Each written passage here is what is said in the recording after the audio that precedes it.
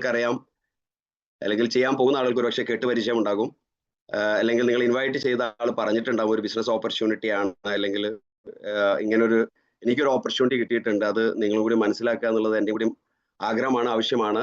നിങ്ങളുടെ ഫിനാൻഷ്യലി അല്ലെങ്കിൽ നിങ്ങളുടെ മറ്റുള്ള കാര്യങ്ങൾക്കൊക്കെ അത് ഉപകാരപ്പെടുന്നതാവാം, ഒന്ന് കേട്ട് നോക്കൂ എന്ന് പറഞ്ഞിട്ടുണ്ടാവാം. പക്ഷെ ഏതായാലും ഒന്ന് നിങ്ങൾ ഈ ഒരു നെക്സ്റ്റ് ഒരു 30 മിനിറ്റ്, ഒരു 30-35 മിനിറ്റ് നിങ്ങൾ അതൊരു ആ ഒരു കോൺസെൻട്രേഷൻ കൊടുത്തുകൊണ്ട് തന്നെ നിങ്ങളൊരു ആ ടൈം, നിങ്ങളെ വാല്യുബിൾ ടൈം നിങ്ങൾക്ക് ലൈഫിലുടനീളം അത് ഗുണം ചെയ്യുന്നതാണ് എന്ന് എനിക്ക് വിശ്വാസമുണ്ട്. അത് നിങ്ങൾക്ക് ഉപകാരപ്പെടുന്നതാണോ എന്ന് കേട്ട് കഴിഞ്ഞിട്ട് നിങ്ങളാണ് തീരുമാനിക്കേണ്ടത്. സോ സംസാരിക്കാൻ പോകുന്നത്, പറയാൻ പോകുന്നത് കോയിൻഫോർജിനെ കുറിച്ചാണ്. കോയിൻഫോർജിന്റെ ബിസിനസ് ഓപ്പർച്യൂണിറ്റി ആണ് ഒരു ഡിജിറ്റൽ വെൽത്ത് ക്രിയേറ്റ് ചെയ്യുന്ന, അല്ലെങ്കിൽ ഒരു അസറ്റ് ബിൽഡ് ചെയ്യുന്ന ഒരു പ്രോഗ്രാമാണ് കോയിൻഫോർജ് എന്ന് പറയുന്നത്. സോ ബിസിനസ് ഓപ്പർച്യൂണിറ്റിയിലേക്ക് എല്ലാവർക്കും സ്വാഗതം. ആ ഒരു ബിസിനസിനെ കുറിച്ച് പറയുന്നതിന് മുമ്പ് എനിക്ക് പറയാനുള്ളത് എംപവറിനെ കുറിച്ചാണ്. എന്താണ് എംപവർ എന്ന് അറിയുക. കാരണം നമ്മളിപ്പം ഇരിക്കുന്ന ഈ ഒരു സൂം എന്ന് പറയുന്നത് എംപവർ അറേഞ്ച് ചെയ്തിരിക്കുന്ന, ഹോസ്റ്റ് ചെയ്തിരിക്കുന്ന ഒരു സൂമാണ്. എംപവർ എന്ന് പറയുന്നത് ഒരു വെബ് റിലേറ്റഡ് ആയിട്ടുള്ള എഡ്യൂക്കേഷൻ കൊടുക്കുന്ന, ട്രെയിനിങ് കൊടുക്കുന്ന ഒരു കമ്മ്യൂണിറ്റിയാണ്. ഇൻഫാക്ട് ആ കമ്മ്യൂണിറ്റി കഴിഞ്ഞ 5.5 വർഷം, ഓൾമോസ്റ്റ് 6 വർഷമായിട്ട് കേരളത്തിലും പുറത്തും ഈവൺ അബ്രോഡിൽ പോലും ഒരുപാട് ആളുകൾക്ക് ഫിനാൻഷ്യലി സ്റ്റെബിലിറ്റി ബിൽഡ് ചെയ്യാൻ പറ്റുന്ന, അത് ക്രിപ്റ്റോ ഡിജിറ്റൽ അസറ്റുകൾ ഏൺ ചെയ്യാൻ പറ്റുന്ന പ്രോഗ്രാമുകൾ കൃത്യമായിട്ട് കൊണ്ടുപോവുകയും അതിന് കൃത്യമായിട്ട് ഗൈഡൻസ് കൊടുക്കുകയും കൃത്യമായിട്ട് സപ്പോർട്ട് ചെയ്യുകയും ഒരുമിച്ച് നിന്ന് എല്ലാവർക്കും ഒരുമിച്ച് വരുമാനം എടുക്കാൻ പറ്റുന്ന രീതിയിലേക്ക് കൊണ്ടുപോകുന്ന ഒരു കമ്മ്യൂണിറ്റിയാണ്. ഈ കമ്മ്യൂണിറ്റി കഴിഞ്ഞ 5.5 വർഷമായിട്ട് ചെയ്യുന്ന പ്രൊജക്റ്റ് ഏതായാലും ഇന്ന് വരെ ഒരാൾക്കും നെഗറ്റീവ് ഉണ്ടാക്കുന്നതല്ല. കൃത്യമായിട്ട് എംപവർ കമ്മ്യൂണിറ്റിയിലൂടെ, എംപവർ ഫാമിലിയിലൂടെ, എംപവർ കോർഡിനേറ്റ് ചെയ്ത് ഓർഗനൈസ് ചെയ്യുന്ന പ്രോഗ്രാമുകൾ കൃത്യമായിട്ട് അറ്റൻഡ് ചെയ്യുന്ന ആളുകൾക്കൊക്കെ അതിന്റെ കൃത്യമായ ബെനിഫിറ്റുകളും റിസൾട്ടും നല്ല രീതിയിൽ ഉണ്ടായിട്ടുണ്ട്. അത് ഫോളോ ചെയ്ത ആളുകളിൽ തോറ്റുപോയി എന്ന് നമുക്ക് ഒരിക്കലും പറയാൻ പറ്റില്ല. എല്ലാവരും, അല്ലെങ്കിൽ ഒട്ടുമിക്ക ആളുകളും തന്നെ വിജയിച്ച ആളുകളാണ്, അല്ലെങ്കിൽ ഫിനാൻഷ്യലി നല്ല രീതിയിൽ സ്റ്റെബിലിറ്റി ബിൽഡ് ചെയ്ത ആളുകളാണ്. സോ എംപവർ ചെയ്യുന്ന പ്രോജക്റ്റിന്, എംപവർ ചെയ്ത പ്രോജക്റ്റുകളും കഴിഞ്ഞ 5.5 വർഷം അല്ലെങ്കിൽ 6 വർഷമായിട്ട് ചെയ്തതിൽ ഈ പറഞ്ഞ റിസൾട്ട് ഉള്ളത് കൊണ്ട് തന്നെ നല്ലൊരു ട്രസ്റ്റ് എംപവർ ഫാമിലി മറ്റുള്ള ഏതൊരു പ്രോജക്റ്റ് എടുത്ത് നോക്കുകയാണെങ്കിലും, അല്ലെങ്കിൽ ഒരു നെറ്റ്വർക്ക് മേഖല എടുത്ത് നോക്കുകയാണെങ്കിലും ഒക്കെ തന്നെ എംപവറിന് അതിൻ്റെതായ ഒരു ഗ്രിപ്പ്, ഒരു അപ്പർ ഹാൻഡ് ഉണ്ട് എന്ന് മനസ്സിലാക്കുക. ആ ഒരു എംപവർ ഫാമിലിയിലാണ് ഇന്ന് ഒരുപാട് പേര്, ആയിരക്കണക്കിന് ആളുകൾ ഡിപ്പെൻഡ് ചെയ്തിട്ട് കൃത്യമായിട്ട് ലൈഫ് ഫിനാൻഷ്യലി സെക്യൂർ ചെയ്തിട്ട് പോയിക്കൊണ്ടിരിക്കുന്നത്. അതിലേക്കാണ് നിങ്ങളെ ക്ഷണിച്ചിരിക്കുന്നത്. പുതിയ ആളുകളോടാണ് ഞാൻ പറയുന്നത്, നിങ്ങൾ മനസ്സിലാക്കേണ്ടത് കൈകോർത്ത് നിന്ന് നല്ല രീതിയിൽ ബിസിനസ് ബിൽഡ് ചെയ്ത് പോയി കൃത്യമായിട്ട് സപ്പോർട്ട് എടുത്തുകൊണ്ട് നല്ല രീതിയിൽ ഫിനാൻഷ്യലി സ്റ്റെബിലിറ്റി ബിൽഡ് ചെയ്യാൻ പറ്റുന്ന ഒരു കമ്മ്യൂണിറ്റിയാണ് എംപവർ. അത് വെറുതെ പറയുന്നതല്ല, നിങ്ങൾക്ക് ആഴത്തിൽ പോകുമ്പോൾ അല്ലെങ്കിൽ മുന്നോട്ടുള്ള യാത്രയിൽ നിങ്ങൾക്ക് അത് മനസ്സിലാക്കുക തന്നെ ചെയ്യും. അല്ലെങ്കിൽ ഒരു ബിസിനസ്സിന് ആളുകളെ എന്താ പറയുക, കൂട്ടിച്ചേർക്കാൻ വേണ്ടിയിട്ട് വെറും വാക്കിൽ പറഞ്ഞു പോകുന്ന ഒരു കാര്യമല്ല. ഇനി ഈ പ്രോജക്റ്റിനെ കുറിച്ച് പറയുകയാണെങ്കിൽ, പ്രോജക്റ്റിൽ ഒരു ക്രിപ്റ്റോ ബേസ്ഡ് പ്രോഗ്രാമാണത്. ക്രിപ്റ്റോ എന്ന് അറിയാത്തവരോട് എനിക്ക് പറയാനുള്ളത്, കഴിഞ്ഞ 2008 മുതൽ ഇങ്ങോട്ടേക്ക് നോക്കുകയാണെങ്കിൽ ക്രിപ്റ്റോ ആളുകൾ കേൾക്കുന്നുണ്ടാവും. ചിലപ്പം നിങ്ങൾ പല ആളുകളും ചിലപ്പോൾ ഒരുപക്ഷെ കേട്ടിട്ട് പോലും ഉണ്ടാവില്ല. ക്രിപ്റ്റോ കറൻസി എന്ന് പറയുന്നത് ഡിജിറ്റൽ കറൻസിയാണ്, എൻക്രിപ്റ്റഡ് കറൻസിയാണ്, ബ്ലോക്ക് ചെയിൻ ടെക്നോളജിയിൽ റൺ ചെയ്യുന്ന കറൻസിയാണ്. നമ്മൾ ഇന്ന് നമുക്കറിയാം, നമ്മൾ പല രീതിയിലുള്ള ട്രാൻസാക്ഷൻ മെത്തേഡുകൾ നമ്മൾ യൂസ് ചെയ്യാറുണ്ട്. കുറേ വർഷങ്ങൾക്ക് മുമ്പ് വാട്ടർ സിസ്റ്റം മുതൽ ഇങ്ങോട്ടേക്ക് നോക്കുകയാണെങ്കിൽ, നമ്മൾ കണ്ടു വന്നത് മുതൽ ഇങ്ങോട്ടേക്ക് നോക്കുകയാണെങ്കിൽ പേപ്പർ കറൻസിയാണ് നമ്മൾ യൂസ് ചെയ്തുകൊണ്ടിരിക്കുന്നത്. ഇപ്പോഴും നമ്മൾ അത് യൂസ് ചെയ്യുന്നുണ്ടെങ്കിൽ പോലും കുറെ കൂടി നമ്മൾ ഡിജിറ്റലി ആണ് കാര്യങ്ങൾ ചെയ്യുന്നത്. ഇപ്പോൾ ട്രാൻസാക്ഷൻസ് ഒക്കെ തന്നെ നമുക്കറിയാം, വളരെ സിമ്പിളായിട്ട് നമ്മൾ ഏതൊരു സമയത്തും ഏതൊരു സെക്കൻഡിലും ഒരാൾക്ക് കാശ് അയക്കണമെങ്കിൽ നമ്മളുടെ ഇന്റേണൽ ഇന്ത്യ എന്ന് പറഞ്ഞ രാജ്യത്ത് നിന്നുകൊണ്ട് നമുക്ക് ഇന്റേണലി ട്രാൻസാക്ഷൻ നടത്താനൊക്കെ വളരെ ഈസി ആയിട്ട് നമ്മൾ ഈ ട്രാൻസാക്ഷൻ മെക്കാനിസം ബിൽഡായി, അല്ലെങ്കിൽ ട്രാൻസ്ഫോർമേഷൻ വളരെ വലിയ രീതിയിൽ നടന്നു. അല്ലെങ്കിൽ ആ ഒരു എവല്യൂഷൻ ഓഫ് മണിയുടെ ഭാഗമായിട്ട് ഈവൻ ഡെബിറ്റ് കാർഡും ക്രെഡിറ്റ് കാർഡും ഒക്കെ ഇൻ ബിറ്റ്വീനിൽ പോയെങ്കിൽ പോലും നമ്മൾ വളരെ ഈസി ആയിട്ട് ഗൂഗിൾ പേയും ബാങ്ക് ട്രാൻസാക്ഷൻസ് ഒക്കെ നടത്തുന്നുണ്ടെങ്കിൽ പോലും കഴിഞ്ഞ 2008 മുതൽ ഇങ്ങോട്ടേക്ക് നോക്കുകയാണെങ്കിൽ 16-17 വർഷമായിട്ട് ക്രിപ്റ്റോ കറൻസി ലോകത്ത് എന്താ പറയുക ഇൻവെന്റ് ചെയ്തിട്ടുണ്ടെങ്കിൽ ഉണ്ട്. പക്ഷെ ആളുകൾ ചുരുക്കം ചില പേരുകൾ മാത്രമേ പരിചിതമായിട്ടുണ്ടാവുള്ളൂ. ചില ആളുകൾക്ക് ബിറ്റ് കോയിൻ അത് മാത്രമാണ് ക്രിപ്റ്റോ കറൻസി എന്ന് അറിയുന്നവരുണ്ട്. എത്തേറിയം അതൊരു രണ്ടാമത്തെ ഒരു വാല്യുബിൾ ക്രിപ്റ്റോ അസറ്റ് ആണ്. USDT അമേരിക്കൻ ഡോളറായിട്ട് സ്റ്റേബിൾ ആണ്. ബിറ്റ്കോയിൻ മുതൽ തുടങ്ങിയ ഈ ഒരു ക്രിപ്റ്റോ കറൻസി ഇന്ന് 2 ലക്ഷത്തിൽ കൂടുതൽ ക്രിപ്റ്റോ കറൻസികളുണ്ട്. പക്ഷെ ഒരു 500ൽ കുറഞ്ഞ ക്രിപ്റ്റോ കറൻസികൾ മാത്രമുള്ള ആളുകൾ എപ്പോഴും അറിഞ്ഞ് മനസ്സിലാക്കി വാങ്ങുകയും വിൽക്കുകയും ചെയ്യുകയോ അല്ലെങ്കിൽ പ്രോജക്റ്റുകളിലൂടെ ഒക്കെ ഏൺ ചെയ്യുകയും അസറ്റായിട്ട് മാറ്റുകയോ ഒക്കെ ചെയ്യുന്നത്. സോ ക്രിപ്റ്റോ കറൻസി എന്ന് പറയുന്നത് എൻക്രിപ്റ്റഡ് കറൻസിയാണ്. ഇന്ന് ഇന്ത്യ പോലും 2022 ഫെബ്രുവരി മുതൽ ക്രിപ്റ്റോ കറൻസിയെ ആക്സെപ്റ്റ് ചെയ്യുകയും ക്രിപ്റ്റോ കറൻസിയിലൂടെ ഉണ്ടാക്കുന്ന വരുമാനത്തിന് അല്ലെങ്കിൽ ക്രിപ്റ്റോ കറൻസി ഹോൾഡ് ചെയ്യുന്നതിന്റെ ഭാഗമായിട്ടുള്ള അസറ്റിൽ നിന്നും അതിനൊരു ടാക്സ് വരെ അപ്ലൈ ചെയ്തുകൊണ്ട് ഒരു ലീഗലൈസ് ചെയ്തു പോകുന്ന രീതിയും പ്ലസ് ഇനി ഇന്ത്യ അടക്കം ഒരുപാട് രാജ്യങ്ങൾ പേപ്പർ കറൻസി പ്രിന്റിംഗ് ഓപ്ഷൻസ് പോലും മാറ്റിയിട്ട് ഡിജിറ്റൽ കറൻസിയിലേക്ക് മാറുന്ന ഭാഗമായിട്ട് CBDC central bank digital currency launching process ഇപ്പൊ നടന്നുകൊണ്ടിരിക്കുകയാണ്. ഇത് ഇന്ത്യ ഒരു രാജ്യത്തിനെ കുറിച്ച് മാത്രമാണ് പറയുന്നത്. ഒരുപാട് രാജ്യങ്ങൾ അവരുടെ കറൻസികൾ ഇനി ക്രിപ്റ്റോയിലേക്ക് മാറണം. കാരണം ലോകം കുറെ കൂടി സിമ്പിൾ ആയിട്ട് മാറ്റുന്നതിന്റെ ഭാഗം കൂടിയാണ് ക്രിപ്റ്റോ കറൻസികൾ കൊണ്ടുവരുന്നത്. അതിലെല്ലാത്തിലുപരി നമ്മളിപ്പോൾ കാണുന്ന പേപ്പർ കറൻസിയിലുള്ള കള്ളനോട്ട് പോലുള്ള സംഭവങ്ങളിൽ നിന്നൊക്കെ മാറ്റം വന്നുകൊണ്ട് പ്രോപ്പർ ആയിട്ട് ഡോക്യുമെന്റഡ് ആയിട്ടുള്ള ട്രാൻസാക്ഷൻ റെക്കോർഡിക്കലി പോകുന്ന ബ്ലോക്ക് ചെയിൻ ടെക്നോളജി യൂസ് ചെയ്ത് കൊണ്ടുപോകുന്ന ക്രിപ്റ്റോ കറൻസി ആയതുകൊണ്ട് തന്നെ ക്രിപ്റ്റോ കറൻസിയുടെ മൂല്യം വളരെ വലുതാണ്. 2008 മുതൽ വന്ന ബിറ്റ്കോയിൻ നോക്കുകയാണെങ്കിൽ വളരെ വാല്യൂ കുറഞ്ഞ ഒരു ക്രിപ്റ്റോ കറൻസിയാണ്. ഇന്ന് 1 കോടിയോളം ഒരു യൂണിറ്റിന് വിലയുണ്ട്. പക്ഷെ അതല്ല നമ്മുടെ മോട്ടോ എന്ന് പറയുന്നത്. നമ്മളെ സംബന്ധിച്ചിടത്തോളം ഈ ഇൻഡസ്ട്രിയെ കുറിച്ച് മനസ്സിലാക്കുക, ക്രിപ്റ്റോ എന്താന്ന് മനസ്സിലാക്കുക, ക്രിപ്റ്റോ ഏൺ ചെയ്യുന്നത് കൊണ്ട് കാര്യം എന്താന്ന് മനസ്സിലാക്കുക. നമ്മൾ ഇവിടെ ഉപയോഗിച്ചിരിക്കുന്നത് USDT എന്ന് പറഞ്ഞ അമേരിക്കൻ ഡോളറായിട്ട് സ്റ്റേബിൾ ആയിട്ടിരിക്കുന്നത്. എന്ന് പറഞ്ഞാൽ ഒരു അമേരിക്കൻ ഡോളറിന്റെ വാല്യൂ എന്താണോ അതാണ് USDTയുടെ വില. ലോകത്ത് 3ാമത്തെ റാങ്കിൽ നിൽക്കുന്ന ഒരു കറൻസിയാണ് USDT. ഇവിടെ നമ്മുടെ പ്രോജക്റ്റിൽ യൂസ് ചെയ്തിരിക്കുന്നത് USDT ആണ്. USDT നമ്മൾക്ക് ഇന്നത്തെ മാർക്കറ്റ് റേറ്റ് നോക്കുകയാണെങ്കിൽ 89, 90, 91 ഈ ഒരു റേറ്റ് വേരിയേഷനിലാണ് എപ്പോഴും ഉണ്ടാവാറ്. നമ്മൾ വാങ്ങുമ്പോഴും വിൽക്കുമ്പോഴും അതാണ് വില എന്ന് പറയുന്നത്. അല്ലാതെ ബിറ്റ്കോയിനെ പോലെ വില വ്യത്യാസങ്ങൾ മാർക്കറ്റിലെ ഡിമാൻഡിനനുസരിച്ച് വരുന്ന ഒരു കറൻസി അല്ല USDT എന്ന് പറയുന്നത്. ദെൻ ബ്ലോക്ക് ചെയിൻ ടെക്നോളജി എന്ന് പറയുന്നത് പറഞ്ഞു, ബ്ലോക്ക് ചെയിൻ ടെക്നോളജിയാണ് ക്രിപ്റ്റോ കറൻസിയുടെ സപ്പോർട്ടീവ് ടെക്നോളജി എന്ന് പറയുന്നത്, അല്ലെങ്കിൽ ക്രിപ്റ്റോ കറൻസിയുടെ ആ ഒരു ഡെവലപ്മെന്റിന് വേണ്ടി യൂസ് ചെയ്തിരിക്കുന്ന ടെക്നോളജി എന്ന് പറയുന്നത്. പക്ഷെ ഒരു യാഥാർത്ഥ്യത്തിൽ പറഞ്ഞിട്ടുണ്ടെങ്കിൽ ബ്ലോക്ക് ചെയിൻ ടെക്നോളജി എന്ന് പറഞ്ഞാൽ ട്രാൻസ്പെറൻസി കംപ്ലീറ്റ്ലി 100% ട്രാൻസ്പെറൻസി ബിൽഡ് ചെയ്യുന്നതിന്റെ ഭാഗമാണ്.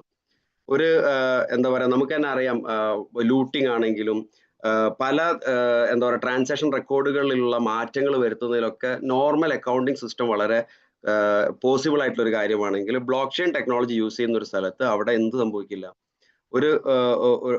ഒരു മാറ്റങ്ങൾ വരുത്താൻ പറ്റില്ല. എന്ന് പറഞ്ഞിട്ടുണ്ടെങ്കിൽ ഒരു ട്രാൻസാക്ഷൻ റെക്കോർഡിക്കലി പോയി കഴിഞ്ഞിട്ടുണ്ടെങ്കിൽ അതിലൊരു ചേഞ്ചസ് വരുത്താൻ പറ്റില്ല. കാരണം അത് റെക്കോർഡ് ചെയ്യുന്നത് ഒരുപാട് നോഡുകളാണ്.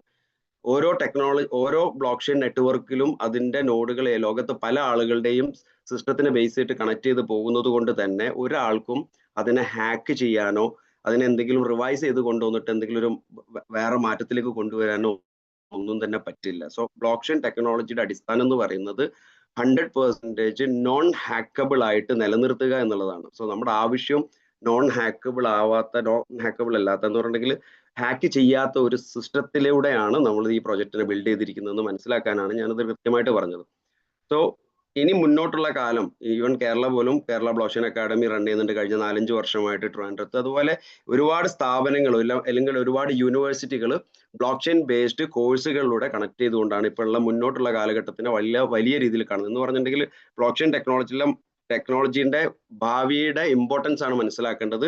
വളരെ ട്രാൻസ്പെറന്റ് ആയിട്ട് വളരെ സെക്യൂർ ആയിട്ട് നോൺ ഹാക്കബിൾ ആയിട്ടുള്ള ഒരു ടെക്നോളജിയാണ് ബ്ലോക്ക് ചെയിൻ ടെക്നോളജി. ഈ ടെക്നോളജി ഉപയോഗിച്ചിട്ടാണ് ക്രിപ്റ്റോ കറൻസികൾ ബിൽഡ് ചെയ്യുന്നതും ക്രിപ്റ്റോ കറൻസികൾ ആളുകൾക്കിടയിൽ ട്രാൻസാക്ഷൻ നടത്തുന്നതും. ദെൻ നമ്മുടെ ഈ പ്രോജക്റ്റിന്റെ ഒരു പ്രത്യേകത എന്താണെന്ന് വെച്ചിട്ടുണ്ടെങ്കിൽ ഈ പ്രോജക്റ്റ് ആളുകൾക്ക് ഫിനാൻഷ്യൽ ഫ്രീഡം സെക്യൂർ ചെയ്യുന്ന രീതിയിൽ ഡിസൈൻ ചെയ്തൊരു പ്രോഗ്രാമാണ്. ഇവിടെ യൂസ് ചെയ്തിരിക്കുന്നത്, ഞാൻ പറഞ്ഞ ബ്ലോക്ക് ചെയിൻ ടെക്നോളജിയെ കുറിച്ച്, ഇവിടെ യൂസ് ചെയ്തിരിക്കുന്നത് പോളിഗൺ എന്ന് പറഞ്ഞൊരു ബ്ലോക്ക് ചെയിൻ ആണ്. പോളിഗൺ എന്ന് പറയുന്നത് ലോകത്തെ ഏറ്റവും ടോപ്പിൽ നിൽക്കുന്ന എത്തേറിയം ബ്ലോക്ക് ചെയിന്റെ സെക്കൻഡ് ലെയർ ആണ്. എന്ന് പറഞ്ഞാൽ സപ്പോർട്ടീവ് ലെയർ ആയിട്ടുള്ള രണ്ടാമത്തെ ബ്ലോക്ക് ചെയിൻ നെറ്റ്വർക്ക് ആണ് പോളിഗൺ ബ്ലോക്ക് ചെയിൻ എന്ന് പറയുന്നത്. വളരെ ഫീസബിൾ ആയിട്ട്, അതായത് ട്രാൻസാക്ഷൻ ഫീസ് വളരെ കുറവായതുകൊണ്ടും കൂടിയാണ് വളരെ സേഫ് ആയിട്ടും ഇന്ന് ഇന്ത്യ ഗവൺമെന്റിന്റെ പല സ്ഥാപനങ്ങളും already block chain technology use ചെയ്യുമ്പോൾ ഓപ്റ്റ് ചെയ്യുന്നതും പോളിഗൺ ബ്ലോക്ക് ചെയിൻ ആണ്. സോ എത്തേറിയത്തിന്റെ സെക്കൻഡ് ലെയർ എന്ന് മാത്രമല്ല നമുക്ക് എല്ലാ രീതിയിലും സെക്യൂർ ആയിട്ടുള്ള ഒരു ബ്ലോക്ക് ചെയിൻ ആണ് പോളിഗൺ ബ്ലോക്ക് ചെയിൻ എന്ന് പറയുന്നത്.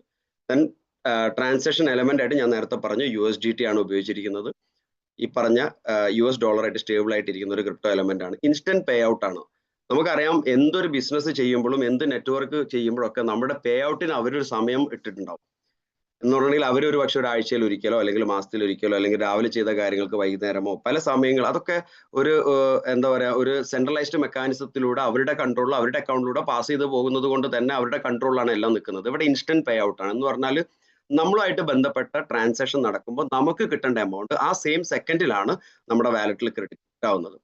ദെൻ ഇതിനൊരു ഗ്ലോബൽ ആക്സസിബിലിറ്റി എന്ന് പറയാൻ പറ്റും. കാരണം ഇതൊരു ഒരു ഏരിയയിൽ മാത്രം നമുക്ക് ചെയ്യാൻ പറ്റുന്ന കാര്യമല്ല. ഇത് നമുക്ക് ലോകത്ത് ആരുമായിട്ടും നമുക്ക് ആക്സസ് ചെയ്തുകൊണ്ട് ചെയ്യാൻ പറ്റുന്ന ഒരു പ്രോഗ്രാമാണ്. ഏത് നാഷണാലിറ്റി ആയിട്ടും നമുക്ക് കണക്ട് ചെയ്തുകൊണ്ട് ചെയ്യാൻ പറ്റുന്ന ഒരു പ്രോജക്റ്റ് ആണ്. ദെൻ 100% ഡീസെൻട്രലൈസ്ഡ് ആണ്. നേരത്തെ പറഞ്ഞു സെൻട്രലൈസ്ഡ് ആകുന്ന സമയത്ത് അവരുടെ കൺട്രോളിലാണെങ്കിൽ ഡീസെൻട്രലൈസ്ഡ് മെക്കാനിസം റൺ ചെയ്യുന്നത് ബ്ലോക്ക് ചെയിൻ ടെക്നോളജിയിലായതുകൊണ്ടും ഒരിക്കലും ഒരു പ്രോഗ്രാം ഡിസൈൻ ചെയ്തിട്ട് ആ പ്രോഗ്രാം ഡീസെൻട്രലൈസ്ഡ് ചെയ്ത് കഴിഞ്ഞാൽ അല്ലെങ്കിൽ ബ്ലോക്ക് ചെയിൻ നെറ്റ്വർക്കിൽ ഡിപ്ലോയ് ചെയ്ത് കഴിഞ്ഞിട്ടുണ്ടെങ്കിൽ പിന്നെ അതിനെ റിവൈസ് ചെയ്ത് തിരിച്ചു കൊണ്ടുവന്നിട്ട് അതിലൊരു മാറ്റത്തിരുത്തലുകൾ വരുത്താൻ പറ്റില്ല. അതിന്റെ അർത്ഥം ഒരിക്കലും ഡിസൈൻ ചെയ്ത പ്രോഗ്രാം ഇന്റർനെറ്റ് ഉള്ള കാലം വരെ റണ്ണ് ചെയ്യും എന്ന് ഉറപ്പ് തരുന്ന ഒരു സിസ്റ്റമാണ് ഡീസെൻട്രലൈസ്ഡ് ആയിട്ടുള്ള മെക്കാനിസം എന്ന് പറയുന്നത്, അല്ലെങ്കിൽ ഡീസെൻട്രലൈസ്ഡ് ആയിട്ടുള്ള ഒരു ഫോർമാറ്റ് എന്ന് പറയുന്നത്. സോ ഇത് 100% ഡീസെൻട്രലൈസ്ഡ് മെത്തേഡിൽ റൺ ചെയ്യുന്ന ഒരു പ്രോഗ്രാമാണ്. ദെൻ പാസീവ് ഇൻകം ഓപ്പർച്യൂണിറ്റി ഉണ്ട്. നമ്മൾ ആക്റ്റീവായിട്ടും ഇൻകം കിട്ടുന്നതിനെ കുറിച്ച് നമുക്കറിയാം. പക്ഷെ പാസീവായിട്ട് ഇൻകം എന്ന് പറയുന്നത് നമ്മൾ വർക്ക് ചെയ്യാത്ത സാഹചര്യത്തിൽ പോലും നമ്മളിൽ ആളുകൾ കണക്ട് ചെയ്യുന്ന രീതി അവിടെ ഉണ്ട്.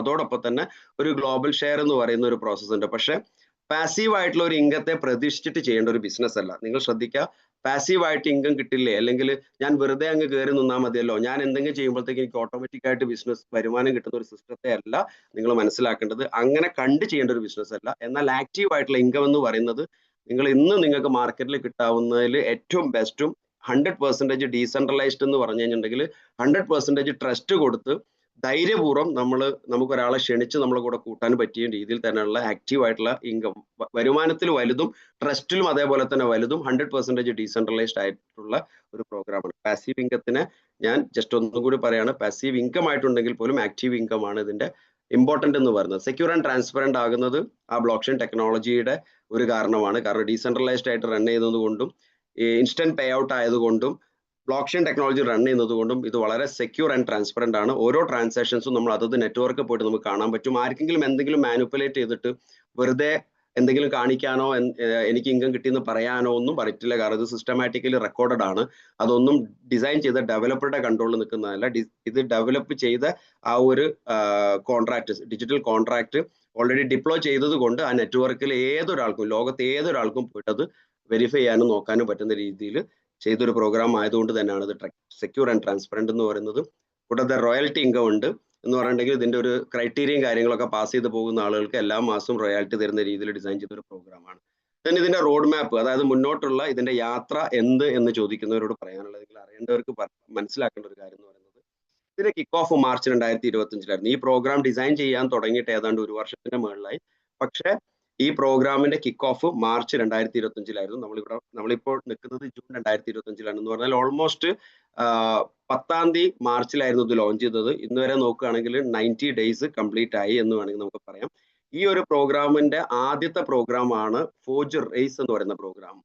ഇവിടെ 6 സ്മാർട്ട് കോൺട്രാക്റ്റുകളാണ് എന്ന് പറഞ്ഞിട്ടുണ്ടെങ്കിൽ 6 വാല്യൂസ് ഉള്ള പ്രോഗ്രാമുകളാണ്, അല്ലെങ്കിൽ 6 രീതിയിൽ നമുക്ക് ഇൻവെസ്റ്റ് ചെയ്തിട്ട് ആക്ടിവേറ്റ് ചെയ്തിട്ട് നമുക്ക് ആക്റ്റീവായിട്ട് വളരെ വലിയ രീതിയിൽ ലിങ്ക് എടുക്കാൻ പറ്റുന്ന രീതിയിൽ ഡിസൈൻ ചെയ്ത പ്രോഗ്രാമാണ്. എന്ന് പറഞ്ഞാൽ ടോട്ടൽ 9ഓളം കോൺട്രാക്ട് ഉള്ളതിൽ ആദ്യത്തെ 6 കോൺട്രാക്ട് ആണ് ഇപ്പൊ ലൈവായിട്ടിരിക്കുന്നത്. ആ 6 കോൺട്രാക്ട് ആണ് കിക്ക് ഓഫ് ആയിട്ട് സ്റ്റാർട്ട് ചെയ്തിരിക്കുന്നത്. അത് മാർച്ച് 2025 തുടങ്ങിയിരിക്കുന്നത്. ഞാൻ നേരത്തെ പറഞ്ഞ 9 കോൺട്രാക്ട് ഉണ്ടെന്ന്. സോ അതിന്റെ അടുത്ത 3 കോൺട്രാക്റ്റുകൾ അതിനൊരു പ്രീമിയം ലെവൽ കോൺട്രാക്റ്റുകളായിട്ടാണ് ഇതിന്റെ ഡെവലപ്പിംഗ് സിസ്റ്റം അവർ ഡിസൈൻ ചെയ്തിരിക്കുന്നത്. അത് 7ാമത്തെയും 8ാമത്തെയും 9ാമത്തെയും കോൺട്രാക്റ്റുകളാണ്. ഈ കോൺട്രാക്റ്റുകൾ Q3 എന്ന് പറഞ്ഞിട്ടുണ്ടെങ്കിൽ ജൂലൈ, ഓഗസ്റ്റ്, സെപ്റ്റംബർ മാസങ്ങളിലാണ് നിലവിലെ റോഡ് മാപ്പ് പ്രകാരം എക്സ്പെക്ട് ചെയ്യുന്നത്. അപ്പൊ ഇപ്പൊ നിലവിൽ നമുക്ക് 6ഓളം കോൺട്രാക്റ്റുകൾ നമ്മുടെ ഇഷ്ടാനുസരണം ആക്റ്റീവായി നിന്നുകൊണ്ട് നല്ല രീതിയിൽ ഇൻകം എടുക്കാനുള്ള പോസിബിലിറ്റി ഓപ്പൺ ആണ്. എന്ന് പറഞ്ഞാൽ ആദ്യത്തെ ആ ഒരു സിസ്റ്റം ഇപ്പൊ ലൈവാണ്. പ്രീമിയം കോൺട്രാക്റ്റുകൾ ഈ പറഞ്ഞ സമയത്ത് ലൈവ് ആകുന്നതാണ്. ശേഷം മൈനിങ് എന്ന് പറഞ്ഞ ഒരു പ്രോഗ്രാം എന്ന് പറഞ്ഞിട്ടുണ്ടെങ്കിൽ ഈ ഒരു പ്രോജക്റ്റിന്റെ അടിസ്ഥാനം എന്ന് പറയുന്നത്, അല്ലെങ്കിൽ എംപവർ ചെയ്ത പ്രോഗ്രാമുകളെല്ലാം തന്നെ ഒരു കമ്മ്യൂണിറ്റി ബിൽഡ് ചെയ്യുന്നതിൻ്റെതായിട്ട് ബന്ധപ്പെട്ടിട്ട് വന്നൊരു പ്രോജക്റ്റുകളാണ്, അല്ലെങ്കിൽ കമ്മ്യൂണിറ്റി ബിൽഡ് ചെയ്യുന്ന ഒരു സിസ്റ്റത്തിന്റെ ഭാഗമാണ്. എന്തിനാണ് കമ്മ്യൂണിറ്റി ബിൽഡ് ചെയ്യുന്നതെന്ന് ചോദിച്ചു കഴിഞ്ഞിട്ടുണ്ടെങ്കിൽ നേരത്തെ പറഞ്ഞ പല ക്രിപ്റ്റോ കറൻസികളും, ബിറ്റ്കോയിൻ ആവട്ടെ, എത്തേറിയം ആവട്ടെ, സൊലാനോ ആവട്ടെ, ഇതുപോലുള്ള മറ്റൊരുപാട് ക്രിപ്റ്റോ കറൻസികൾ ലോകത്ത് കൊണ്ടുവരുന്നതിന് മുമ്പ് അല്ലെങ്കിൽ മാർക്കറ്റിൽ റിലീസ് ചെയ്യുന്നതിന് മുമ്പ് ഒരു സപ്പോർട്ടീവ് കമ്മ്യൂണിറ്റി പ്രോപ്പറായിട്ട് ലോകത്തിന് അങ്ങുമായിട്ട് നല്ലൊരു കമ്മ്യൂണിറ്റി അതിനെ സപ്പോർട്ട് ചെയ്യാനും ആ ഒരു ലോഞ്ച് ചെയ്യുന്നതിന് മുമ്പുള്ള ക്രിപ്റ്റോ കറൻസിയെ ഹാൻഡിൽ ചെയ്യുന്ന അല്ലെങ്കിൽ ഒരു കാര്യങ്ങൾക്കൊക്കെ ഉപയോഗിക്കാൻ അറിയുന്ന അല്ലെങ്കിൽ ഇത് ഉപയോഗിക്കേണ്ട രീതികളെയൊക്കെ മനസ്സിലാക്കിയിട്ട് കൊണ്ടുവരുന്ന ഒരു ട്രസ്റ്റഡ് കമ്മ്യൂണിറ്റി എന്ന് പറയുന്നത് ഒരു പില്ലറാണ്. ഒരു ക്രിപ്റ്റോ കറൻസി ലോഞ്ച് ചെയ്യുന്നതിന് മുമ്പ് കിട്ടാവുന്നതിൽ ഏറ്റവും ബെസ്റ്റ് ആണ് ഒരു സപ്പോർട്ടീവ് കമ്മ്യൂണിറ്റി എന്ന് പറയുന്നത്. സോ ഇവിടെ നമ്മൾ ചെയ്യുന്നത് ഇങ്ങനെയുള്ള ഒരു കമ്മ്യൂണിറ്റിയെ ബിൽഡ് ചെയ്യുക എന്നുള്ളതാണ്. സോ ഇങ്ങനെയുള്ള കമ്മ്യൂണിറ്റിയെ ബിൽഡ് ചെയ്തത് കൊണ്ട് തന്നെയാണ് നമ്മളെ എംപവർ ഫാമിലിയിലുള്ള ഒട്ടുമിക്ക ആളുകൾക്കും വലിയ രീതിയിൽ ഫ്യൂച്ചറിൽ വരാൻ പോകുന്ന ക്രിപ്റ്റോ കറൻസികളുടെ തുടക്കകാലത്തെ അതിന്റെ ഭാഗമായി നിന്ന് മാക്സിമം വലിയ രീതിയിൽ ഇൻകം അല്ലെങ്കിൽ വലിയ രീതിയിൽ ഡിജിറ്റൽ അസറ്റ് അതുമായിട്ട് ബന്ധപ്പെട്ട് ഹോൾഡ് ചെയ്യാൻ പറ്റുക എന്ന് പറയുന്നത്. ഇവിടെ മൈനിങ് എന്ന് പറയുന്നത് ഈ പറഞ്ഞ ജൂലൈ ഓഗസ്റ്റ് സെപ്റ്റംബറിന്റെ ഇടയിൽ Q3 2025 വരുന്ന ഒരു പ്രോസസ്സാണ്. അവരുടെ ഓൺ ക്രിപ്റ്റോ, അതായത് കോയിൻ ഫോർജിന്റെ ഓൺ ക്രിപ്റ്റോ കറൻസി വരുന്ന സമയത്ത് ആ ക്രിപ്റ്റോ കറൻസിയുടെ മൈനിങ് എന്ന് പറഞ്ഞാൽ നമുക്ക് അതിന്റെ കുറച്ച് ആക്ടിവിറ്റിന്റെ ഭാഗമായിട്ടൊക്കെ നമുക്ക് കൂടുതലും ആ അവരുടെ ഓൺ ക്രിപ്റ്റോ അല്ലെങ്കിൽ ഈ പ്രൊജക്റ്റുമായിട്ട് ബന്ധപ്പെട്ട ഓൺ ക്രിപ്റ്റോ നമുക്ക് നമ്മുടെ അസറ്റായിട്ട് കിട്ടാൻ പറ്റുന്ന ഒരു സാഹചര്യമാണ് മൈനിങ് പ്രോഗ്രാം എന്ന് പറയുന്നത്. ദെൻ അടുത്തൊരു പ്രോഗ്രാം എയർ ഡ്രോപ്പ് ആണ്. എയർ ഡ്രോപ്പ് ആക്ച്വലി ആദ്യത്തെ 2 പ്രോഗ്രാമായിട്ട് ലിങ്ക്ഡും കൂടിയാണ്. എന്ന് പറഞ്ഞാൽ ആദ്യത്തെ 3 കോൺട്രാക്റ്റും ആദ്യത്തെ 6 കോൺട്രാക്റ്റും ശേഷം വരാൻ പോകുന്ന 3 കോൺട്രാക്റ്റും ഈ 9 കോൺട്രാക്റ്റുകളും നമ്മൾ ആക്ടിവേറ്റ് ചെയ്യുന്നതിനനുസരിച്ചിട്ട് നമ്മൾ അവിടെ സ്പെൻഡ് ചെയ്യുന്നതിനനുസരിച്ചിട്ട് നമ്മളുമായിട്ട് ബന്ധപ്പെട്ട നമ്മുടെ ഇൻവിറ്റേഷൻ ലിങ്ക് ഉപയോഗിച്ച് വരുന്ന ആളുകൾ കാരണമൊക്കെ നമുക്ക് ഫ്രീ ആയിട്ട് കിട്ടുന്ന അല്ലെങ്കിൽ നമുക്ക് അതിന്റെ ബദലായിട്ട് കിട്ടുന്നതാണ് എനർജി ടോക്കൺസ് എന്ന് പറയുന്നത്. ഈ എനർജി ടോക്കൺ ഒക്കെ നമ്മൾ ആക്ടിവേറ്റ് ചെയ്തതിന്റെ ഭാഗമായിട്ട് നമ്മളായിട്ട് ബന്ധപ്പെട്ട ആളുകൾ നമ്മളായിട്ട് ഇൻവിറ്റേഷൻ ഉപയോഗിച്ച് വന്ന ആളുകൾ വന്നതിന്റെ ഭാഗമായിട്ടൊക്കെ നമ്മളതിൽ അതിന്റെ ഒരു ക്വാണ്ടിറ്റി കയറിക്കൊണ്ടിരിക്കുന്നുണ്ട്. ആ ക്വാണ്ടിറ്റി എത്രയാണോ അതേ സെയിം ക്വാണ്ടിറ്റിയാണ് എയർ ഡ്രോപ്പ് ആയിട്ട് ഒക്ടോബർ നവംബർ ഡിസംബറിൽ Q4 2025 എയർ ഡ്രോപ്പ് ആയിട്ട് നമുക്ക് അതിന് ബദലായിട്ട്, അതായത് എത്ര ക്വാണ്ടിറ്റിയാണോ നമ്മൾ ഹോൾഡ് ചെയ്യുന്നത് അത്ര തന്നെ ക്വാണ്ടിറ്റി നമുക്ക് ഫ്രീ ആയിട്ട് അല്ലെങ്കിൽ വൈസ് വേഴ്സ ചേഞ്ച് ചെയ്തുകൊണ്ട് നമുക്ക് അവരുടെ ഓൺ കോയിൻ അത്രയും ക്വാണ്ടിറ്റി നമുക്ക് കിട്ടുക എന്നുള്ളത്. സോ അതും ഒരു വലിയ കാര്യമാണ്. കാരണം ഇപ്പൊ നമ്മൾ ആക്റ്റീവായി നിന്നുകൊണ്ട് ഇപ്പൊ മാക്സിമം ആക്ടിവേറ്റ് ആക്കുന്നതുകൊണ്ട് നമുക്ക് കിട്ടുന്ന ഒരു ബെനിഫിറ്റ് എന്ന് പറയുന്നത്. then അടുത്തൊരു കാര്യം എന്ന് പറയുന്നത് ഈ പ്രോജക്റ്റിന്റെ ഈ പറഞ്ഞ കോയിന്റെ ലിസ്റ്റിംഗ് ആണ്. ഈ കോയിന്റെ ലിസ്റ്റിംഗ് എക്സ്പെക്ട് ചെയ്യുന്നത് ബൈ ഡിസംബർ 2025 നിലവിലെ പ്ലാൻ എക്സ്പെക്റ്റഡ് പ്രകാരം. ഇപ്പോഴും ആ ഒരു റൂട്ടിൽ തന്നെയാണ് പോയിക്കൊണ്ടിരിക്കുന്നത്. ഈ കോയിൻ ലിസ്റ്റ് ചെയ്യുന്നതിന്റെ മുന്നോടിയായിട്ട് വരേണ്ട വൈറ്റ് പേപ്പർ എന്ന് പറഞ്ഞിട്ടുണ്ടെങ്കിൽ ആളുകളിലേക്ക് ഈ ക്രിപ്റ്റോ എന്താണ്, ഈ ഒരു എലമെന്റ് അല്ലെങ്കിൽ ഈ ടോക്കൺ ഏത് രീതിയിലാണ് മാർക്കറ്റിൽ കൊണ്ടുവരാൻ പോകുന്നത്, ഇതിന്റെ ടോട്ടൽ ക്വാണ്ടിറ്റി എത്രയാണ്, ഇതിന് ഏതൊക്കെ രീതിയിലാണ് ഇതിന്റെ സപ്ലൈ പ്ലാൻ ഉള്ളത്, എന്തൊക്കെ രീതിയിലൂടെയാണ് ഇതിന്റെ സ്ട്രെങ്തൻ അല്ലെങ്കിൽ ഡിമാൻഡ് കൂട്ടാൻ വേണ്ടി പ്ലാൻ ചെയ്തിരിക്കുന്നത് എന്നുള്ള കാര്യങ്ങളെല്ലാം പറഞ്ഞുകൊണ്ട് തന്നെ ഉള്ള വൈറ്റ് പേപ്പർ ഓരോ ക്രിപ്റ്റോ കറൻസികളും മാർക്കറ്റിൽ വരുന്നതിന് മുമ്പ് അതിനൊരു ഒഫീഷ്യൽ വൈറ്റ് പേപ്പർ ഉണ്ടാവും. ഈ വൈറ്റ് പേപ്പർ ഈ പ്രോജക്റ്റ് തുടങ്ങുമ്പോൾ പറഞ്ഞിട്ടുണ്ടായിരുന്നു മെയ് മാസം ഇത് റിലീസ് ചെയ്യുമെന്ന് പറഞ്ഞിട്ടുണ്ടായിരുന്നു. 31 മെയ്യിൽ തന്നെ അത് പബ്ലിക്കലി റിലീസ് ചെയ്തായിട്ട് നമ്മൾ കണ്ടു. 21ഓളം പേജുകൾ അടങ്ങുന്ന വളരെ ഡീറ്റെയിൽഡ് ആയിട്ടുള്ള വൈറ്റ് പേപ്പർ തന്നെ വന്നിട്ടുണ്ട്. സോ ഈ കോയിൻ ലിസ്റ്റ് ചെയ്യുന്നതിന്റെ ഓൾമോസ്റ്റ് ഡാറ്റയും കാര്യങ്ങളൊക്കെ അതിൻ്റെ അകത്തുണ്ട്. സോ ലിസ്റ്റ് ചെയ്യാൻ എക്സ്പെക്ട് ചെയ്യുന്ന സമയം എന്ന് പറയുന്നത് ഡിസംബർ 2025 then അടുത്തൊരു പ്രോഗ്രാം എന്ന് പറയുന്നത് റോയാലിറ്റി. ഈ റോയാലിറ്റിയുടെ ഡീറ്റെയിൽസ് നിങ്ങൾക്ക് അടുത്ത പേജുകളിൽ മനസ്സിലാവും. നമ്മൾ ഈ പറഞ്ഞ ആദ്യം നിങ്ങൾ കാണുന്ന 6 + 3 9 കോൺട്രാക്റ്റുകൾ ആക്ടിവേറ്റ് ചെയ്യുന്നതായിട്ട് ബന്ധപ്പെട്ടിട്ട് ആക്ടിവേറ്റ് ചെയ്ത ആളുകൾക്ക് അതിന്റെ ക്രൈറ്റീരിയ അച്ചീവ് ചെയ്യുന്ന ആളുകൾക്ക് എല്ലാ മാസവും 1-ാം തീയതി ജനുവരി 2026 മുതൽ എല്ലാ മാസവും 1-ാം തീയതി നമുക്ക് കൃത്യമായിട്ട് ഒരു വരുമാനമായിട്ട് റോയാലിറ്റി കിട്ടുന്ന രീതിയിൽ ഡിസൈൻ ചെയ്തിട്ടുണ്ട്. then അടുത്തൊരു പ്രോഗ്രാം എന്ന് പറയുന്നത് ഇതിന്റെ മാർക്കറ്റ് പ്ലേസ് ആണ്. NFT പോലെയുള്ള നമ്മൾ ഈ ഹോൾഡ് ചെയ്യാൻ പോകുന്ന റോയാലിറ്റി സ്റ്റാറ്റസുകളൊക്കെ തന്നെ നമുക്ക് സെല് ചെയ്യാൻ മറ്റുള്ള NFTകളൊക്കെ നമുക്ക് സെല് ചെയ്യാൻ പറ്റുന്ന രീതിയിൽ ഓൺ മാർക്കറ്റ് പ്ലേസ്, അതായത് NFT സെല് ചെയ്യുന്ന ഒരു മാർക്കറ്റ് പ്ലേസ് അതിന്റെ കൂടെ പ്രോഗ്രാമിൽ ഡിസൈൻ ചെയ്തിട്ടുണ്ട്. ദെൻ ഗെയിമിംഗ് പ്ലാറ്റ്ഫോമുകൾ ഇങ്ങനെയുള്ള രീതിയിൽ first phase of coin forge എന്നുള്ള രീതിയിലാണ് ഇതിന്റെ first phase off road map design ചെയ്തിരിക്കുന്നത്. ഇനിയും ഫർദർ കാര്യങ്ങളൊക്കെ ഇതിന്റെ ഭാഗമായിട്ടുണ്ടാവും. നമുക്കൊക്കെ വലിയ രീതിയിൽ ഗുണം കിട്ടുന്ന രീതിയിൽ ഡിസൈൻ ചെയ്തൊരു പ്രോഗ്രാമാണ്. കോയിൻ ഫോർജിന്റെ ഞാൻ പറഞ്ഞു ആദ്യത്തെ 9 കോൺട്രാക്റ്റുകളിൽ ആദ്യത്തെ 6 കോൺട്രാക്ട് ഓൾറെഡി ലൈവ് ആണെന്നുള്ളത്. ഈ 6 കോൺട്രാക്റ്റും അല്ലെങ്കിൽ ടോട്ടൽ 9 കോൺട്രാക്റ്റുകളും രണ്ടായിട്ടാണ് ഡിസൈൻ ചെയ്തിരിക്കുന്നത്. ഒന്ന് 5 ജനറേഷൻ എന്ന് പറഞ്ഞിട്ടും 2 ഗ്ലോബൽ ഷെയർ എന്ന് പറഞ്ഞിട്ടും. ഇവിടെ കോൺട്രാക്ടിന്റെ വാല്യൂ നിങ്ങൾക്ക് അടുത്ത സ്ലൈഡിൽ മനസ്സിലാവും. നമ്മൾ മനസ്സിലാക്കേണ്ട ഒരു കാര്യം ഇത് 5 ജനറേഷൻ ആണെങ്കിലും ഗ്ലോബൽ ഷെയർ കോൺട്രാക്ട് ആണെങ്കിലും ഏതാണോ നമ്മൾ ആക്ടിവേറ്റ് ചെയ്യുന്നത് ആ കോൺട്രാക്റ്റുകൾ നമ്മളെ ഇൻവിറ്റേഷൻ ഉപയോഗിച്ച് വന്ന ആരെ ആക്ടിവേറ്റ് ചെയ്താലും നമുക്ക് 40% റെഫറൽ ഇൻകം കിട്ടും. എന്ന് പറഞ്ഞാൽ അവർ ആക്ടിവേറ്റ് ചെയ്യുന്നതിന്റെ 40% നമ്മുടെ റെഫറൽ ഇൻകം ആണ്. ആ 40% കൂടാതെ അത് 5 ജനറേഷൻ കോൺട്രാക്റ്റുകൾ ആണെങ്കിൽ നിങ്ങൾക്ക് 5ഓളം ലെവലിൽ നിന്നും 8% ലെവൽ ഇൻകം കിട്ടും. അതൊരു 5 മാട്രിക്സ് ആണ്. അതും നിങ്ങൾക്ക് അടുത്ത സ്ലൈഡിൽ മനസ്സിലാവും. എങ്ങനെയാണ് ഈ 5 മാട്രിക്സിൽ എന്ന് പറഞ്ഞാൽ അറൌണ്ട് 3900 ആളുകളിൽ നിന്ന് വരെ നമുക്ക് കിട്ടുന്ന രീതിയിൽ ഡിസൈൻ ചെയ്തൊരു പ്രോഗ്രാമാണ് 8% വെച്ചിട്ട്. അത് കൂടാതെ അതിന്റെ ബാക്കിയുള്ള 20% എന്ന് പറയുന്നത് അത് പ്രോഡക്റ്റ് ഫണ്ട്, റോയാലിറ്റി, മറ്റുള്ള പ്രോജക്ട് ഡെവലപ്മെന്റ് അടങ്ങുന്ന എല്ലാ കാര്യങ്ങൾക്കുള്ള എക്സ്പാൻഷന്റെ ഭാഗമായിട്ടാണ് അത് ഹോൾഡ് ചെയ്യുന്നത്. ദെൻ ഗ്ലോബൽ ഷെയർ നോക്കുകയാണെങ്കിൽ ഗ്ലോബൽ ഷെയർ നേരത്തെ പറഞ്ഞ പോലെ തന്നെ റെഫറൽ ഇൻകം സെയിം ആണ്, 40%. ഗ്ലോബൽ ഷെയറും 40%. ഇവിടെ 8% വെച്ചിട്ട് ഇവിടെ 8% വെച്ചിട്ട് 5 ലെവലിലേക്ക് ലെവൽ ഇൻകം ഡിസ്ട്രിബ്യൂട്ട് ചെയ്യുന്നുണ്ടെങ്കിൽ ഇപ്പുറത്ത് 40% ഗ്ലോബൽ ഷെയർ ആണ്. എന്ന് പറഞ്ഞാൽ അതത് കോൺട്രാക്റ്റുകൾ ആക്ടിവേറ്റ് ചെയ്ത ലോകത്തുള്ള ഏതൊരാളിലേക്കും അത് ഈക്വലി ഡിസ്ട്രിബ്യൂട്ട് ചെയ്ത് പോകുന്ന രീതിയാണ്. അത് അൺലിമിറ്റഡ് ആണ്, അൺകണ്ടീഷണൽ ആണ്. എവിടെയൊക്കെ ആക്ടിവിറ്റി നടക്കുന്നു ആ സമയത്ത് നമുക്കും അതിൻ്റെ ഒരു ഭാഗം കിട്ടും. പക്ഷെ അതൊരു പാസീവ് ഇൻകം ആണെങ്കിൽ പോലും ആക്റ്റീവ് ഇൻകത്തിനാണ് ഇവിടുത്തെ പ്രയോറിറ്റി എന്ന് പറയുന്നത്. അത് മറ്റു 5 ജനറേഷൻ പോലെ തന്നെ റോയൽറ്റിയും പ്രൊഡക്റ്റ് ഫണ്ട് മറ്റുള്ള പ്രോജക്റ്റിലേക്കും മറ്റുള്ള പ്രോജക്ട് ഡെവലപ്മെന്റ് ഭാഗമായിട്ട് 20% ഹോൾഡ് ചെയ്യുന്നുണ്ട്. ഇനി ഫോർജ് റേസ് എന്ന് പറയുന്നതിന്റെ കോൺട്രാക്ട് വാല്യൂസ് എങ്ങനെയാണ് നിങ്ങളിവിടെ കാണുന്നുണ്ടാവും. 5 ജനറേഷൻ കോൺട്രാക്റ്റുകൾ ഏതെല്ലാമാണ്? ടോട്ടൽ 9 കോൺട്രാക്റ്റുകളാണ്. ലെവൽ 1, ലെവൽ 2, ദെൻ ലെവൽ 3 നിങ്ങൾക്ക് റൗണ്ടിൽ കാണാൻ പറ്റുന്നുണ്ട്. ലെവൽ 4, ലെവൽ 5, ലെവൽ 6 റൗണ്ട് കാണാൻ പറ്റുന്നുണ്ട്. ഭാവിയിൽ വരാൻ പോകുന്ന ഈവൻ ലെവൽ 7ഉം ലെവൽ 8ഉം ലെവൽ 9ഉം നിങ്ങൾക്ക് ഒരു റൗണ്ട് ആയിട്ട് ഒരു ഗ്ലോബൽ ഷെയർ തന്നെ കാണാൻ പറ്റുന്നുണ്ട്. ഇവിടെ ലെവൽ 1ഉം ലെവൽ 2ഉം ലെവൽ 4ഉം ലെവൽ 5ഉം ലെവൽ 7ഉം ലെവൽ 8ഉം മുകളിൽ കാണുന്ന സ്ക്വയറിലായിരിക്കുന്ന ആ കോൺട്രാക്റ്റുകളെല്ലാം തന്നെ 5 ജനറേഷൻ കോൺട്രാക്റ്റുകളാണ് അതിന്റെ ബേസ് എന്ന് പറയുന്നത്. എന്ന് പറഞ്ഞിട്ടുണ്ടെങ്കിൽ ഇതിന്റെ എല്ലാ കോൺട്രാക്റ്റുകളുടെയും നേരത്തെ പറഞ്ഞ 40% റെഫറൽ ഇൻകം ആണ്. പക്ഷെ ഈ സ്ക്വയറിൽ കാണുന്നതെല്ലാം 5 ജനറേഷൻ കോൺട്രാക്റ്റുകളാണ് ആയതുകൊണ്ട് തന്നെ 8% വരെ ലെവൽ ഇൻകം ഡിസ്ട്രിബ്യൂട്ട് ചെയ്യുന്ന കോൺട്രാക്റ്റുകളാണ് അതെല്ലാം. താഴെ കാണുന്ന ഗ്ലോബൽ ഷെയർ കോൺട്രാക്റ്റുകളാണ്. എന്ന് പറഞ്ഞാൽ 3-ാമത്തെയും 6-ാമത്തെയും 9-ാമത്തെയും കോൺട്രാക്റ്റുകൾ നമ്മൾ ആക്റ്റീവ് ആണോ, നമുക്ക് ശേഷം ആരെ ആക്ടിവേറ്റ് ചെയ്താലും നമുക്ക് അതിന്റെ ഒരു ഷെയർ വിഹിതം നമുക്ക് കിട്ടുന്ന രീതിയിൽ ഡിസൈൻ ചെയ്തൊരു പ്രോഗ്രാമാണ്. വാല്യൂ നിങ്ങൾ കാണുന്നുണ്ടാവും. ആദ്യത്തെ കോൺട്രാക്റ്റിന്റെ വാല്യൂ $50 ആണ്.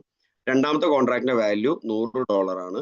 മൂന്നാമത്തെ കോൺട്രാക്റ്റിന്റെ വാല്യൂ 150, നാലാമത്തെ കോൺട്രാക്റ്റിന്റെ വാല്യൂ 200, അഞ്ചാമത്തെ കോൺട്രാക്റ്റിന്റെ വാല്യൂ 250, ആറാമത്തെ കോൺട്രാക്റ്റിന്റെ വാല്യൂ 300, 7, 8, 9 നിങ്ങളവിടെ കാണുന്നുണ്ട്. അപ്പൊ നിലവിൽ ലൈവായിട്ട് നിൽക്കുന്നത് 1 മുതൽ 6 വരെയാണ്. ഇവിടെ എത്ര കോൺട്രാക്ട് ആക്ടിവേറ്റ് ചെയ്യണം എന്നുള്ളത് അവരവരുടെ ചോയ്സ് ആണ്. നിങ്ങളാണ് തീരുമാനിക്കേണ്ടത്. കാരണം നിങ്ങളാണ് ഇവിടെ ആക്ടിവേറ്റ് ചെയ്യുന്നത്. നിങ്ങളിലൂടെയാണ് നിങ്ങൾ ഇത് എന്ന് പറഞ്ഞിട്ടുണ്ടെങ്കിൽ ഇവിടെ നമ്മളെ സംബന്ധിച്ചിടത്തോളം ഒരു ബിസിനസ്, ഒരു പ്രോജക്റ്റ് അതൊരു സത്യസന്ധമായിട്ട് കൃത്യമായിട്ട് പോകുന്ന ഒരു പ്രോജക്റ്റ് ആണെങ്കിൽ ഒരു റിയൽ പ്രോജക്റ്റ് കിട്ടാൻ വേണ്ടി ആളുകൾ ഒത്തിരി പേര് നമ്മളെ സറൗണ്ടിങ്സിലുണ്ട്. എന്ന് പറഞ്ഞിട്ടുണ്ടെങ്കിൽ പൈസ ഉള്ള ആളുകളിലേക്ക് പ്രോജക്റ്റ് കൊടുക്കുക എന്നുള്ളതല്ല. എന്നെ സംബന്ധിച്ചിടത്തോളം ഞാൻ കാണുന്നത് ഒരുപാട് ആളുകൾ നീഡി ആയിട്ടുള്ള ആളുകളുണ്ട്. നിങ്ങൾ അവരിലേക്ക് ഈ പ്രോജക്റ്റിന്റെ അല്ലെങ്കിൽ ഈ ഒരു ഓപ്പർച്യൂണിറ്റി കൈമാറും. അവരെ നിങ്ങൾ കൂടെ കൂട്ടിപ്പിടിക്കും. നിങ്ങൾക്കും അവർക്കും നല്ല രീതിയിൽ എന്താ പറയാ ഒരു നല്ല ഒരു ഗുണമാകുന്ന രീതിയിൽ തന്നെ അത് മുന്നോട്ട് കൊണ്ടുപോകാൻ പറ്റും എന്നുള്ളതാണ് ഇതിന്റെ ഒരു അടിസ്ഥാനം എന്ന് പറയുന്നത്. അവിടെ എന്താ പറയാ നമ്മൾ ആഗ്രഹിക്കുന്ന രീതിയിൽ നമ്മുടെ ആവശ്യം എന്താണോ, നമ്മുടെ ആവശ്യം എത്രത്തോളമാണോ അത്രത്തോളം നമുക്ക് പ്ലാൻ ചെയ്തിട്ട് കൃത്യമായിട്ട് കൊണ്ടുപോകാൻ പറ്റും. ഇതിനൊരു ലിമിറ്റ് ഇല്ല, ഒരു രീതിയിലുള്ള ലിമിറ്റും ഇല്ല. കാരണം നിങ്ങൾ ഏത് കോൺട്രാക്ട് ഇപ്പൊ $50 മാത്രം ആക്ടിവേറ്റ് ചെയ്തിട്ട് നിങ്ങൾക്ക് ചെയ്യാൻ പറ്റും.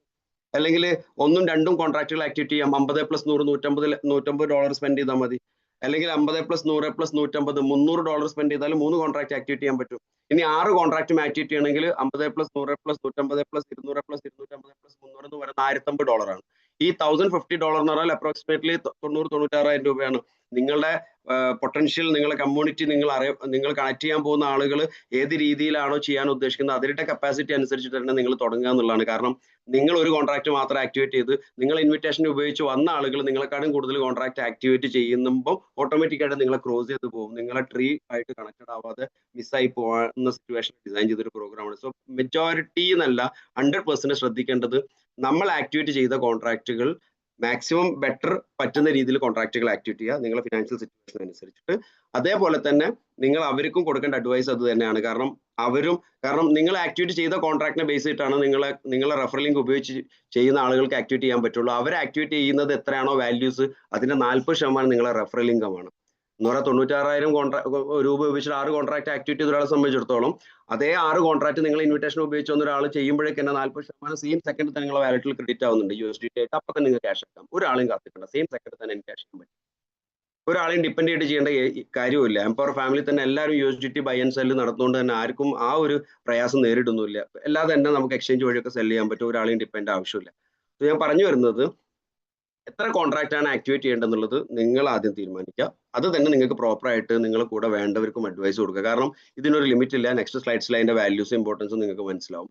ഗ്ലോബൽ ഷെയർ എന്ന് പറയുന്നത് ഞാൻ നിങ്ങൾക്ക് പറഞ്ഞു തന്നിട്ടുണ്ട്. അടുത്ത സ്ലൈഡിൽ അതുമായിട്ട് ബന്ധപ്പെട്ട് മനസ്സിലാവും. 5 ജനറേഷൻ കോൺട്രാക്റ്റുകൾ എങ്ങനെയാണ് ഡിസൈൻ ചെയ്തിരിക്കുന്നത് എന്ന് പറഞ്ഞാൽ, നമ്മൾ ആക്ടിവേറ്റ് ചെയ്താൽ നമുക്ക് ഞാൻ പറഞ്ഞു ഓൾറെഡി 5 ലെവൽ വരെ 8% ലെവലിംഗ് കിട്ടുന്ന ഒരു പ്രോഗ്രാം ആയിട്ട് രീതിയിൽ ഡിസൈൻ ചെയ്തതാണ് 5 ജനറേഷൻ കോൺട്രാക്ട് എന്ന് പറഞ്ഞാൽ.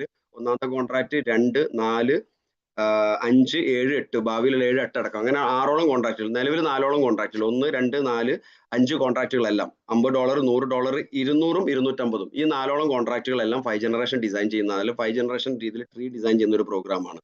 അതുകൊണ്ട് തന്നെ നമ്മുടെ ഇൻവിറ്റേഷൻ ഉപയോഗിച്ച് വരുന്ന ആളുകളെ ഫസ്റ്റ് ലെയർ എന്ന് പറയുന്നത് മാക്സിമം 5 പേരാണ്. എന്ന് പറഞ്ഞാൽ നമ്മുടെ ഇൻവിറ്റേഷൻ ഉപയോഗിച്ച് വരുന്നവർ ഈ കോൺട്രാക്റ്റുകൾ ആക്ടിവേറ്റ് ചെയ്യുന്ന സമയത്ത് നമ്മുടെ ഫസ്റ്റ് ലെവലിൽ മാക്സിമം 5 പേരാണ്. നമ്മുടെ സെക്കൻഡ് ലെയർ എന്ന് പറഞ്ഞാൽ അതിനുശേഷം ഡ്യൂപ്ലിക്കേഷൻ എന്ന് പറയുന്നത് അടുത്ത ലെയർ ഓരോ ആളുകൾക്കും 5 പേരാണ്. അതിന്റെ താഴേക്കും ഓരോ ആളുകൾക്ക് 5 പേരാണ്. അതിന്റെ താഴേക്കും ഓരോ ആൾക്ക് 5 പേരാണ്. ഇങ്ങനെ 5ഉം 25ഉം 125ഉം 625ഉം 3125 അടക്കം 3905 പേരിൽ നിന്ന് വരെ 8% റെഫറൽ ലെവലിംഗും 5 ജനറേഷന്റെ ലെവലിംഗും കിട്ടുന്ന രീതിയിൽ ഡിസൈൻ ചെയ്തൊരു പ്രോഗ്രാമാണ്. അത് $50 ആണെങ്കിൽ ഓരോ 8% എന്ന് പറയുന്നത് $4 ആണ്. അത് $100 കോൺട്രാക്ട് ആണെങ്കിൽ ഓരോ 8% എന്ന് പറയുന്നത് അത് $8 ആണ്. $200 നാലാമത്തെ കോൺട്രാക്ട് ആണെങ്കിൽ ഓരോ 8% എന്ന് പറയുന്നത് $16 ആണ്. 250 ആണെങ്കിൽ ഓരോ 8% എന്ന് പറയുന്നത് $20 എന്ന് പറഞ്ഞാൽ ആ 50ന്റെ $4 എന്ന് പറഞ്ഞാൽ നമുക്ക് 350 രൂപയായി. $100ന്റെ 8% എന്ന് പറഞ്ഞാൽ $8 ആണ്. $8 എന്ന് പറഞ്ഞാൽ ഓൾറെഡി 720 രൂപയായി. 200ൻ്റെതാണെങ്കിൽ നമുക്ക് $16 ഇട്ടുണ്ട്. ഓൾമോസ്റ്റ് 1400 രൂപയായി. 250 ആണെങ്കിൽ ഓൾമോസ്റ്റ് 2000ന്റെ മേലെ നമുക്ക് കിട്ടുന്നുണ്ട്. $20 എന്ന് പറയുന്നത് ഓൾമോസ്റ്റ് 1800 രൂപയാണ്. ഞാൻ പറയുന്നത് നമുക്ക് എത്ര ലെവല് വരെ, അതായത് ഈ 5 ലെവലിൽ നിൽക്കുന്ന 3905ന്റെ ഇടയിൽ എത്ര പേര് വന്നാലും അവിടെ നിന്നൊക്കെ നമുക്ക് 8% ലെവലിംഗ് കിട്ടും. പിന്നെ നമുക്ക് റെഫർ ചെയ്ത് വരുന്ന ആളുകൾ ഈ 5ൽ മാത്രം ഒതുങ്ങി നിൽക്കുന്നതല്ല. നിങ്ങൾക്ക് എത്ര പേരിലേക്ക് വേണമെങ്കിലും റെഫർ ചെയ്യാം. പക്ഷെ ആദ്യത്തെ 5 ആൾ കഴിഞ്ഞിട്ടുണ്ടെങ്കിൽ ഓട്ടോമാറ്റിക്കായിട്ട് പ്ലേസ് ആവുക അടുത്ത അവൈലബിൾ ലെവലിലേക്ക് സെക്കൻഡ് ലെയറിൽ പ്ലേസ് ആവുന്നു മാത്രം. അതിന്റെ പ്രിയോറിറ്റി ഡിസൈനിങ് എങ്ങനെയാണ്? ഇപ്പോൾ എക്സ് എന്ന് പറയുന്നത് ഞാനാണെന്ന് വിചാരിക്കുക. ഞാൻ 5 പേരെ ഓൾറെഡി റെഫർ ചെയ്തിട്ടുണ്ട്. എൻ്റെ 5 ജനറേഷൻ കോൺട്രാക്റ്റുകളെല്ലാം 5 പേര് ഓൾറെഡി വന്നിട്ടുണ്ട്. എൻ്റെ ആദ്യം വന്ന ആൾ ഓൾറെഡി 2 പേരെ പ്ലേസ് ചെയ്തിട്ടുണ്ട്. രണ്ടാമത്തെ ആൾ വന്ന ആൾ 2 പേരെ പ്ലേസ് ചെയ്തിട്ടുണ്ട്. മൂന്നാമത് വന്ന ആള് സിയിൽ നിൽക്കുന്ന ആൾ 2 പേരെ പ്ലേസ് ചെയ്തിട്ടുണ്ട്. ഡിയിൽ വന്ന ആൾ ഒരാളെ പ്ലേസ് ചെയ്തിട്ടുള്ളൂ. ഇയിൽ വന്ന എൻ്റെ 5ാമത്തെ വ്യക്തി 3 പേരെ റെഫർ ചെയ്തിട്ടുണ്ടെന്ന് വിചാരിക്കുക. ഈ ഒരു സിറ്റുവേഷനിൽ നിൽക്കുന്ന സമയത്താണ് ഞാൻ ഒരു 6ാമത്തെ ഒരാളെ, കാരണം എന്നെ സംബന്ധിച്ചത് ഞാൻ 5 പേരെ റെഫർ ചെയ്തിട്ടുള്ളൂ. എനിക്ക് എത്ര പേരിലേയും കൊണ്ടുവരാം. കാരണം ആര് എത്ര പേരെ ഞാൻ കൊണ്ടുവന്നാലും എവിടെ പ്ലേസ് ആകുന്നു എന്നല്ല, എൻ്റെ റെഫറലിംഗ് ഉപയോഗിച്ചിട്ടാണോ വന്നത് എനിക്ക് 40% റെഫറലിംഗ് കിട്ടും. പ്ലേസ്മെന്റ് എവിടെയാണോ പോകുന്നത് ഈ 5 ലെയറിന്റെ ഉള്ളിൽ ഞാനും ഉണ്ടെങ്കിൽ എനിക്കും കിട്ടും 8%. ആ ലെയറിന്റെ മുകളിൽ നിൽക്കുന്ന ആളുകൾക്കൊക്കെ 5 ലെവലിലുള്ള ആളുകൾക്കൊക്കെ 8% കിട്ടും. ഇവിടെ മനസ്സിലാക്കേണ്ടത് ഈ 5 പേര് കഴിഞ്ഞിട്ട് 6ാമത്തെ വ്യക്തിനെ ഞാനിപ്പോൾ പ്ലേസ് ചെയ്യുമ്പോൾ ഇതാണ് സിറ്റുവേഷൻ എങ്കിൽ ഇവിടെ പ്രിയോറിറ്റി വൈസ് ആണ് ഇത് ഫില്ല് ആവുന്നത്. എന്ന് പറഞ്ഞാൽ പ്രിയോറിറ്റി വൈസ് ആണ് ഇതിന്റെ പ്ലേസ്മെന്റ് പോകുന്നത്. എന്ന് പറഞ്ഞിട്ടുണ്ടെങ്കിൽ ഞാൻ 6ാമത്തെ ആളെ കൊണ്ടുവരുന്ന സമയത്ത് ഇവിടെ എക്ക് 2 പേരുണ്ട്, ബിക്ക് 2 പേരുണ്ട്, സിക്ക് 2 പേരുണ്ട്, ഡിക്ക് ഒരാൾ ഉള്ളതുകൊണ്ട് ഡിക്കാണ് അതിന്റെ പ്ലേസ്മെന്റ് പോകുന്നത്. ഡി മടിയനായതുകൊണ്ടോ രണ്ടാമത്തെ ആളെ വെക്കാൻ ലേറ്റ് ആയതുകൊണ്ടോ അല്ല, അതിനല്ല ഇതിന്റെ കാരണം. അവിടെ അവൈലബിലിറ്റി സ്പേസ് അതായതുകൊണ്ട് അവിടെ പ്ലേസ് ആവും. ഇവിടെ മനസ്സിലാക്കേണ്ട ഒരു കാര്യം, ഞാനാണ് റെഫർ ചെയ്തിരിക്കുന്നത്. 40% എനിക്കാണ് കിട്ടിയിരിക്കുന്നത്. ഞാൻ ഒരിക്കൽ കൊണ്ടുവന്ന ഒരാളാണ് ഡി എന്ന് പറയുന്ന ഒരു വ്യക്തി.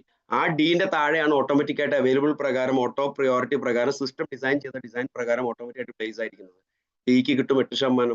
40% ഞാൻ കൊണ്ടുവന്നുകൊണ്ട് എന്റെ റെഫറലിംഗ് എനിക്ക് മിസ്സാവില്ല. അത് എവിടെ കൊണ്ട് പ്ലേസ് ആയാലും എനിക്ക് 40% കിട്ടും. പക്ഷെ ഡി ഒന്നും അറിയാതെ ഡിക്ക് 8% കിട്ടും എന്ന് മാത്രമല്ല, ആ വ്യക്തി മുന്നോട്ട് യാത്രയിൽ പോകുന്ന സമയത്ത് 5 ലെയറിന്റെ അകത്ത് ഈ ഡിക്ക് 8% കിട്ടിക്കൊണ്ടേയിരിക്കും. ഇതാണ് മനസ്സിലാക്കേണ്ടത്. ഇതൊരു പാസീവ് ഇൻകം ആണ്. അവിടെ മേലെ നിൽക്കുന്ന അല്ലെങ്കിൽ മേലെ നേരത്തെ വന്ന ആളുകൾ കണ്ടിന്യൂസ് 40% കിട്ടുന്നതിന്റെ പ്രയോറിറ്റി മനസ്സിലാക്കിയിട്ട് അൺലിമിറ്റഡ് ആളുകളിലേക്ക് ഇത് റെഫർ ചെയ്തുകൊണ്ടിരിക്കുന്ന സമയത്ത് ഇതുപോലെ പ്ലേസ്മെന്റ് വന്നുകൊണ്ടിരിക്കും.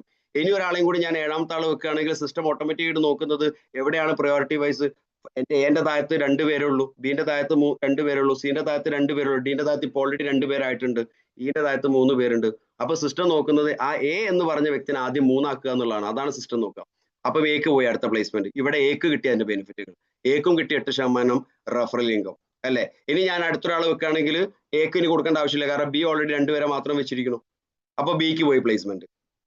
ഇനി അടുത്തൊരാളെ ഞാൻ പ്ലേസ് ചെയ്യുകയാണെങ്കിൽ ഓട്ടോമാറ്റിക്കായിട്ട് സിക്ക് പോയി, പിന്നെ ഒരാളെ പ്ലേസ് ചെയ്യുകയാണെങ്കിൽ ഡിക്ക് പോയി. ഇത് ഇങ്ങനെ ഓട്ടോമാറ്റിക്, ഇത് ഓർഡറിൽ പോകുമെന്നല്ല മനസ്സിലാക്കേണ്ടത്. ഇത് മനസ്സിലാക്കേണ്ടത് എക്ക് ഷോർട്ട് ആണെങ്കിൽ എക്കാണ് ഫസ്റ്റ് പ്രിയോറിറ്റി, ബിക്ക് ഷോർട്ട് ആണെങ്കിൽ ബിക്കാണ് അടുത്ത പ്രിയോറിറ്റി, സിക്ക് ഷോർട്ട് ആണെങ്കിൽ സിക്കാണ് അടുത്ത പ്രിയോറിറ്റി. ഇവിടെ എവിടെയാണോ priority wise A B C D E എന്നുള്ള ഓർഡർ പ്രകാരം ആർക്കാണോ അവൈലബിൾ ആയിട്ടുള്ള സ്പേസ് അവൈലബിൾ ആയിട്ട് നിൽക്കുന്നത് അവർക്കാണ് അത് പ്ലേസ് ആവുന്നത്.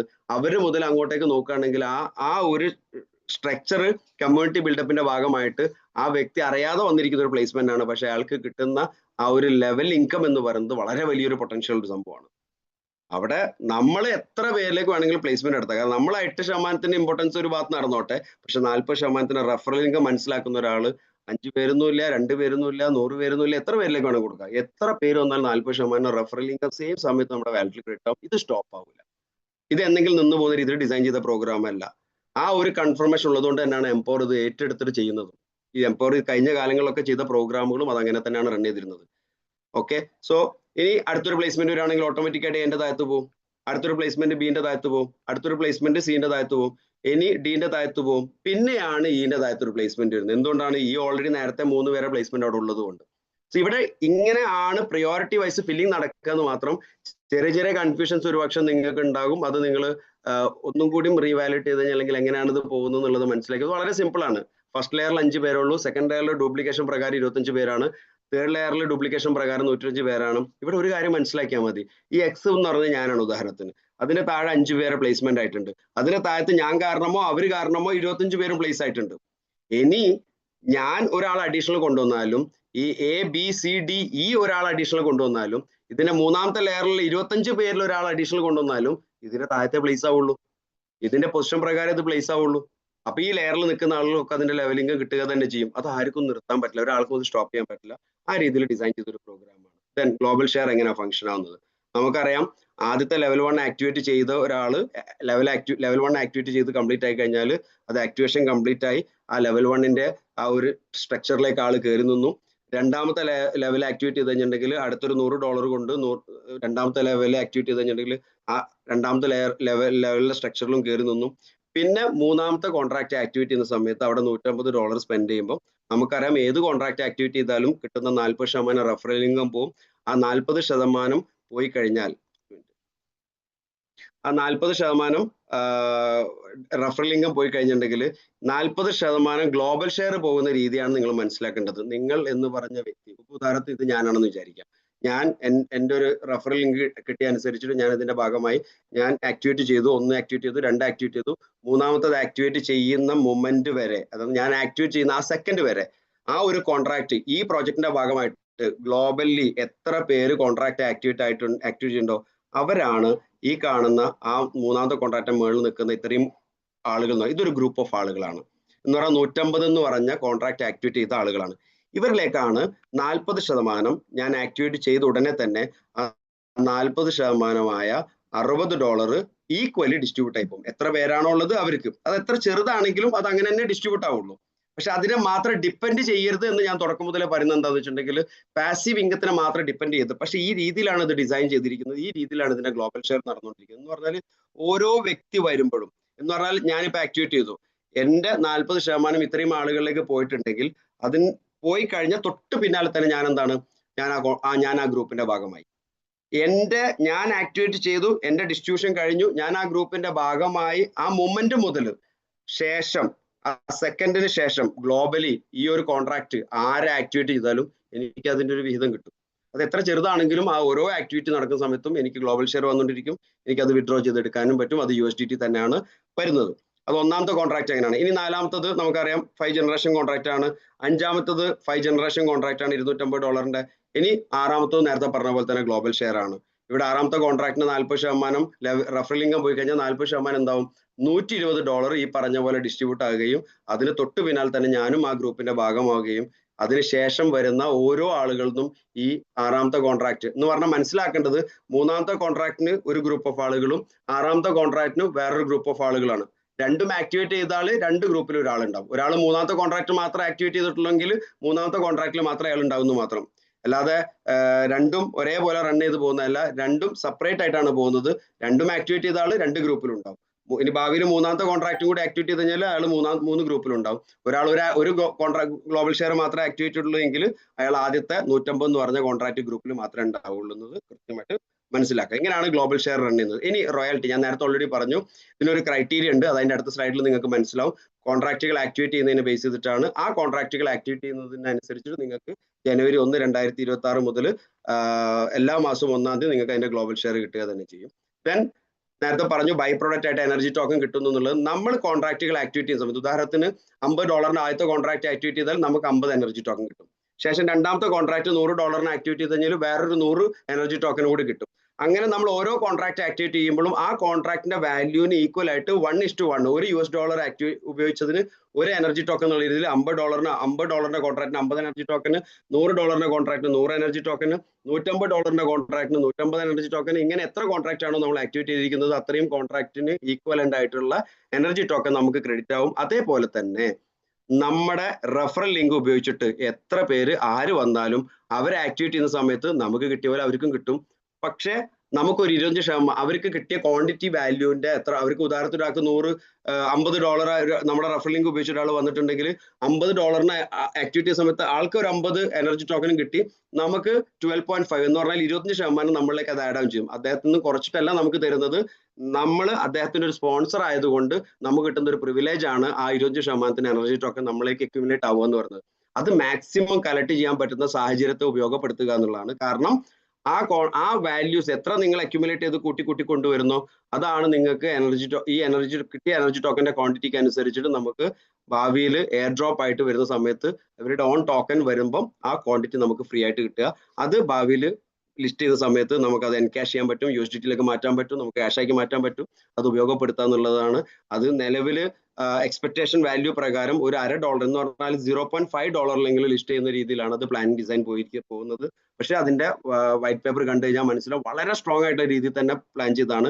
അതുകൊണ്ട് ഈ എനർജി ടോക്കൺ കളക്ട് ചെയ്യുന്ന കാര്യത്തിൽ ആരും അലംഭാവത കാണിക്കേണ്ട, മാക്സിമം എനർജി ടോക്കൺ കളക്ട് ചെയ്യാൻ ശ്രമിക്കുക. ഇനി റോയൽറ്റി എങ്ങനെയാണ് ഫംഗ്ഷൻ ആവുന്നത്? നമുക്കറിയാം ഇവിടെ 9 കോൺട്രാക്റ്റുകളാണ് മാക്സിമം ഉള്ളത്. പക്ഷെ 6 കോൺട്രാക്ട് ഇപ്പൊ ലൈവ് ആയിട്ടുള്ളൂ. ഭാവിയിൽ 3 കോൺട്രാക്റ്റുകളും കൂടി ആക്റ്റീവ് ആയി കഴിഞ്ഞാൽ 9 കോൺട്രാക്ട് ആക്ടിവേറ്റ് ചെയ്യുക എന്നുള്ളതാണ് ബേസ് ആയിട്ട് ഉള്ള ഒരു റോയാലിറ്റിയുടെ ഒരു കണ്ടീഷൻ എന്ന് പറയുന്നത്. എന്ന് പറഞ്ഞാൽ നമുക്ക് അതിൽ നിന്ന് വരുമാനമൊന്നും കിട്ടില്ല, പക്ഷെ 9 കോൺട്രാക്ട് ആക്ടിവേറ്റ് ചെയ്ത ഒരാളെ ബേസിക് എലിജിബിലിറ്റി, അതിന് വരുമാനം കിട്ടുന്ന ഒരു ഏരിയ എന്ന് പറയുന്നത് പൈനിയർ എന്ന് പറഞ്ഞൊരു പൊസിഷൻ ആണ്. 9 കോൺട്രാക്ട് ആക്ടിവേറ്റ് ചെയ്ത് കഴിഞ്ഞിട്ടുണ്ടെങ്കിൽ അയാൾ എന്തായി? 9 കോൺട്രാക്ട് ആക്ടിവേറ്റ് ചെയ്ത് കഴിഞ്ഞിട്ടുണ്ടെങ്കിൽ അയാൾ ജെനസിസ് ആയി. പക്ഷെ പയനീർ എന്ന് പറഞ്ഞ കോൺട്രാക്ട് ലെവലിലേക്ക് നമ്മൾ എത്തണമെങ്കിൽ നമ്മൾ 20% നമുക്ക് വരുമാനം കിട്ടും എന്ന് പറഞ്ഞിട്ടുണ്ടെങ്കിൽ അതിനൊരു ടോട്ടൽ വാല്യൂ ഒരു എന്താ പറയുക 1 ലക്ഷം രൂപയാണെങ്കിൽ അതിന്റെ 20% എന്ന് പറയുന്ന 20,000 രൂപ ഈക്വലി ഷെയർ ചെയ്ത് കൊടുക്കുന്നത് ഈ പയനീർ പൊസിഷനിൽ നിൽക്കുന്ന ആൾക്കാണ്. എങ്ങനെയാണ് പയനീറിലേക്ക് എത്തുന്നത്? നമ്മുടെ ഇൻവിറ്റേഷൻ ഉപയോഗിച്ച് വന്നിരിക്കുന്ന ഒരു 5 പേരെങ്കിലും, അത് നമ്മളെ ഫസ്റ്റ് ലെയറിലാവട്ടെ, നമ്മളെ സെക്കൻഡ് ലെയറിലുള്ള ആളാവട്ടെ, നമ്മളെ തേർഡ് ലെയറിലാവട്ടെ, പക്ഷെ നമ്മുടെ ഇൻവിറ്റേഷൻ ഉപയോഗിച്ച് വന്നാൽ മാത്രം മതി. അല്ലാതെ ആദ്യത്തെ ലെയറിൽ നിൽക്കുന്ന 5 പേരാവണമെന്ന് നിർബന്ധമില്ല. സോ നമ്മുടെ ഇൻവിറ്റേഷൻ ഉപയോഗിച്ച് വന്നിരിക്കുന്ന 5 പേരെങ്കിലും, ഈ 5 റെഫറൽ പേഴ്സണെങ്കിലും 9 കോൺട്രാക്റ്റും ആക്ടിവേറ്റ് ആണെങ്കിൽ നമ്മൾ പൈനർ പൊസിഷനിലെത്തി നമുക്ക് 20% ഒരു ഷെയർ കിട്ടും. നമ്മൾ അടുത്തൊരു ലെവലിലേക്ക് നമുക്ക് എത്താൻ പറ്റുന്ന ഒരു വിഷണറി എന്ന് പറഞ്ഞൊരു പൊസിഷനാണ്. അവിടെ 30% ഒരു വിഹിതം നമുക്ക് കിട്ടുന്നത്. അതെങ്ങനെയാണ്? നമ്മൾ ആ 5 പേരെ നമ്മൾ പൈനീർ ആക്കിയപ്പം ആരാണോ 5 കോൺട്രാക്റ്റുകൾ 5 പേര് 9 കോൺട്രാക്ട് ആക്ടിവേറ്റ് ആക്കി വന്നിരിക്കുന്നത് അവര് പൈനീറിൽ എത്തിക്കഴിഞ്ഞാൽ നമ്മൾ വിഷണറിലായി. എന്ന് പറഞ്ഞാൽ നമ്മൾ 5 പേര് 9 കോൺട്രാക്ട് ആക്ടിവേറ്റ് ചെയ്തപ്പോഴാണ് നമ്മൾ പൈനീറിൽ എത്തിയത്. ആ 5 പേര് പൈനീറിൽ എത്തിക്കഴിഞ്ഞാൽ നമ്മൾ വിഷണറി ആയി എന്നർത്ഥം.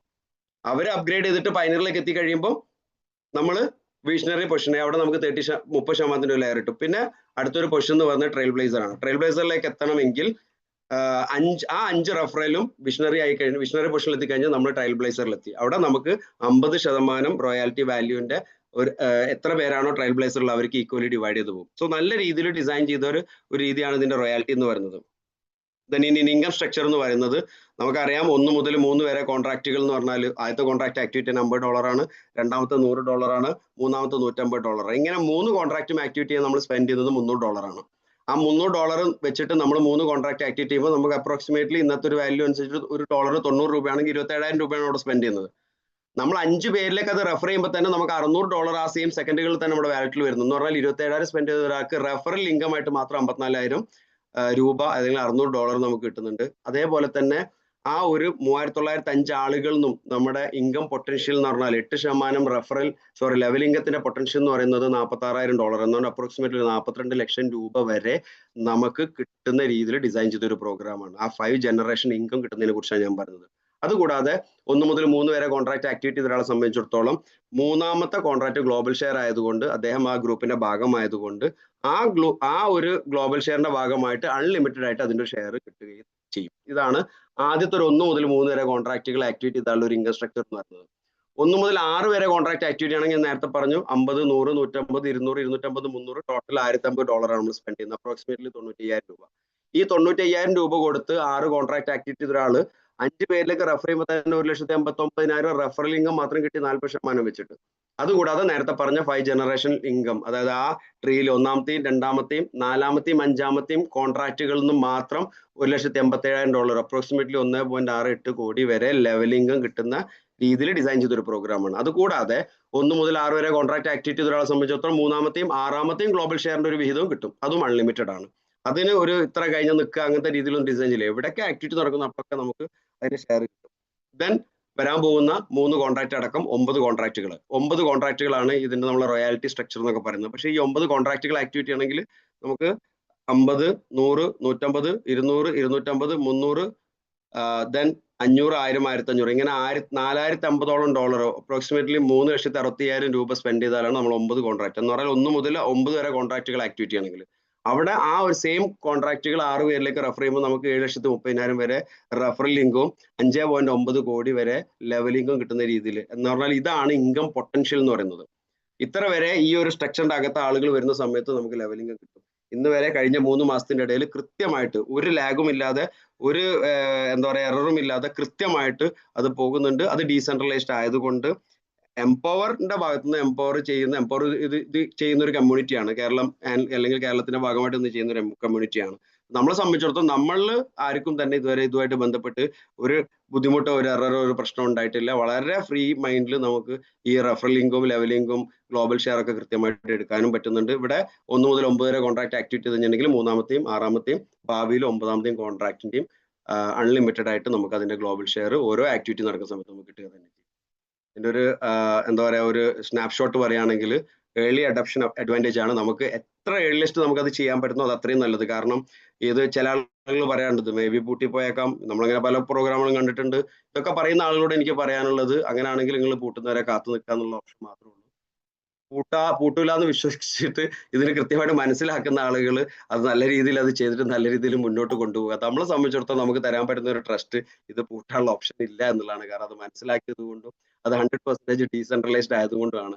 കാരണം ഏറ്റവും ഏർലിയസ്റ്റ് ചെയ്യുക, വളരെ ഏർലി സ്റ്റേജിൽ തന്നെ. കാരണം എല്ലാവർക്കും ഒന്നും ക്രിപ്റ്റോ കറൻസിയിലൂടെ വരുമാനം ഉണ്ടാക്കുന്ന രീതിയൊന്നും അറിയില്ല. നമ്മളെ ചുറ്റുവട്ടത്തും ഒരുപാട് ആളുകളുണ്ട്, അവരെയും സഹായിക്കുക. നമ്മളും മാക്സിമം ഫിനാൻഷ്യൽ അഡ്വാൻറ്റേജ് എടുക്കാൻ ശ്രമിക്കുക. മാസീവ് ആയിട്ടുള്ള ഗ്രോത്ത് പൊട്ടൻഷ്യൽ ആണ്. നിങ്ങൾക്ക് ഇത് മനസ്സിലായിട്ടുണ്ടാവും. 40% റെഫറൽ ഇൻകം, 8% ലെവൽ ഇൻകം, അതുകൂടാതെ ഗ്ലോബൽ ഷെയർ, ഭാവിയിൽ എനർജി ടോക്കൺ ഉപയോഗിച്ചിട്ട് കിട്ടുന്ന ഒരു ഡോൺ ടോക്കൺ, ആ ടോക്കൺ ലിസ്റ്റ് ചെയ്യാൻ പോകുന്ന $1 അത് ഗെയിമിംഗ് പ്ലാറ്റ്ഫോമുകൾ അടക്കുന്ന ഒരുപാട് മാർക്കറ്റ് പ്ലേസ് അടങ്ങുന്ന പ്രോഗ്രാമുകൾ നിലവിലെ റോഡ് മാപ്പിൽ തന്നെ ഉണ്ട്. അതിന്റെ എക്സ്പാൻഷനും വരാനും കിടക്കുന്നുണ്ട്. സോ അതിൽ നിന്നൊക്കെ വലിയ രീതിയിൽ പൊട്ടൻഷ്യൽ രീതിയിൽ ഡിസൈൻ ചെയ്ത ഗ്രോത്ത് ഉള്ള ഒരു പ്രോഗ്രാമാണ്. 100% ഡീസെൻട്രലൈസ്ഡും ട്രാൻസ്പെറന്റും ആണ്. ഒരാൾക്കും ഒന്നും ഇതിൽ മാറ്റത്തിരുത്തലുകൾ വരുത്താനോ നിർത്തി കളയാനോ പറ്റില്ല എന്നുള്ള യാഥാർത്ഥ്യം മനസ്സിലാക്കുക. ഫിനാൻഷ്യൽ ഫ്രീഡം ഉണ്ട് എന്ന് പറയുന്ന കാര്യത്തിൽ ഒരു തർക്കവുമില്ല. 100% ഓട്ടോമേറ്റഡ് ആയിട്ടുള്ള പാസീവ് ഇൻകം ആണ്. ഒരാൾക്കും ഇതിന് എന്ത് ചെയ്യാൻ പറ്റില്ല, ഇതിനെ ഒരു സമയത്ത് തൽക്കാലം ഒരു അരമണിക്കൂർ കഴിഞ്ഞിട്ട് കൊടുക്കുക, എൻ്റെ അടുത്ത് തൽക്കാലം കൊടുക്കാനില്ല എന്നൊന്നും പറയാൻ പറ്റില്ല. കാരണം ഇത് സിസ്റ്റമാറ്റിക്കലി ഇത് പ്രോസസ് ആവുന്നതാണ്. അത് ആ സെയിം സെക്കൻഡിൽ തന്നെ അതിന്റെ ഡിസ്ട്രിബ്യൂഷൻ നടക്കും. സോ എല്ലാം ഓട്ടോമാറ്റിക് ആണ്. ഒന്നും സെൻട്രലൈസ്ഡ് മെക്കാനിസം ഇവിടെ ഉപയോഗിച്ചിട്ടില്ല. സോ അതുകൊണ്ടാണ് ഡീസെൻട്രലൈസ്ഡ് മെക്കാനിസം ആണെന്ന് പറയുന്നത്. 100% മാനിപ്പുലേഷൻ റിസ്ക് ഇല്ല, ഒരു റിസ്ക്കും ഇല്ല ഇതിൻ്റെ അകത്ത്. നമുക്ക് റിസ്ക് ഫ്രീ ആയിട്ട് സമാധാനത്തോടെയും ഇഷ്ടത്തോടുകൂട്ടും മനസ്സിലാക്കി ചെയ്യുക എന്നുള്ളതാണ് അതിന്റെ ഒരു എന്താ പറയുക, ഈ ഒരു ഓപ്പർച്യൂണിറ്റി കൃത്യമായിട്ട് ഉപയോഗപ്പെടുത്തുക എന്നുള്ളതാണ്. ആ ഒരു അവസ്ഥയെ ആരും നഷ്ടപ്പെടുത്തരുത്. ഇതൊരു റൈറ്റ് പ്ലേസ് എന്ന് 100% പറയാൻ പറ്റും. നിങ്ങളുടെ ലൈഫ് ചേഞ്ച് ചെയ്യുന്ന ഒരു റൈറ്റ് പ്ലേസ് ആണെന്ന് നിങ്ങൾക്ക് മനസ്സിലാകുന്നുണ്ടെങ്കിൽ നിങ്ങൾ അത് ഉപയോഗപ്പെടുത്തുക. എന്തെങ്കിലും സംശയങ്ങൾ ഉണ്ടെങ്കിൽ നിങ്ങൾ ഇൻവൈറ്റ് ചെയ്ത ആളുകളോട് അതിനെക്കുറിച്ച് എന്തെങ്കിലും സംശയം ഉണ്ടെങ്കിൽ ചോദിക്കാം. എംപവർ ഫാമിലി നല്ല രീതിയിൽ സപ്പോർട്ട് ചെയ്തിട്ട് ഒരുമിച്ച് കട്ടക്ക് കൂടെ നിന്നിട്ട് തന്നെ ഇതൊന്നും വരുമാനം എടുക്കാൻ വേണ്ടി നിങ്ങളെ കൂടെയുണ്ട്. ആരും ഇവിടെ ഒറ്റയ്ക്കല്ല എന്ന് നിങ്ങൾ മനസ്സിലാക്കുക. നിങ്ങൾക്ക് എവിടെയെങ്കിലും വന്ന ആളുകളോടാണ് എനിക്ക് പറയാനുള്ളത്, വരാൻ പോകുന്ന ആളുകൾ അത് മനസ്സിലാക്കട്ടെ.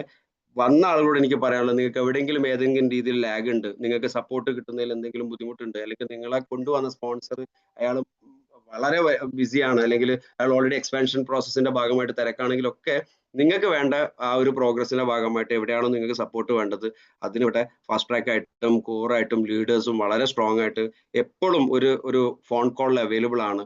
അതിനെക്കുറിച്ച് ടെൻഷൻ ആവണ്ട, ധൈര്യപൂർവ്വം മുന്നോട്ട് പോവുക. എംപവർ ഫാമിലി വിജയിക്കാൻ വേണ്ടി, വിജയിക്കുന്നവർക്ക് വേണ്ടിയിട്ട് കട്ടക്ക് കൂടെ നിൽക്കുന്നവരാണ്. ഒരിക്കലും ഒരു എന്താ പറയുക, ഒരു ചാക്കിലാക്കുന്ന പ്രോസസ്സ് അല്ല എന്ന് ഞാൻ ഒരു കോമൺ ആയിട്ടുള്ള വാക്ക് ഉപയോഗിച്ച് തന്നെ പറയട്ടെ. ഇത് കാരണം നമ്മൾ ഇന്ന് വരെ ക്രിയേറ്റ് ചെയ്തിരിക്കുന്നത് ഹിസ്റ്ററിയാണ്.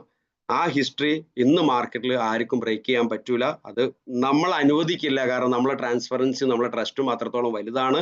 നമ്മളെ എംപവർ ഫാമിലി എന്ന് പറയുന്നത് വളരെ വലിയ രീതിയിൽ എക്സ്പാൻഷൻ ആയിക്കൊണ്ടിരിക്കുന്ന ഒരു കമ്മ്യൂണിറ്റിയാണ്. ആ കമ്മ്യൂണിറ്റി എവിടെയും കൊണ്ട് തകർക്കാനുള്ളതല്ല. നമ്മൾ ഒരുമിച്ച് നിന്ന് വലിയ വിജയങ്ങൾ എല്ലാവർക്കും, എനിക്കും നിങ്ങൾക്കും ഒരുപോലെ ഉണ്ടാവട്ടെ എന്ന് ആത്മാർത്ഥമായിട്ട് പ്രാർത്ഥിക്കുന്നു. Thank you so much. Over to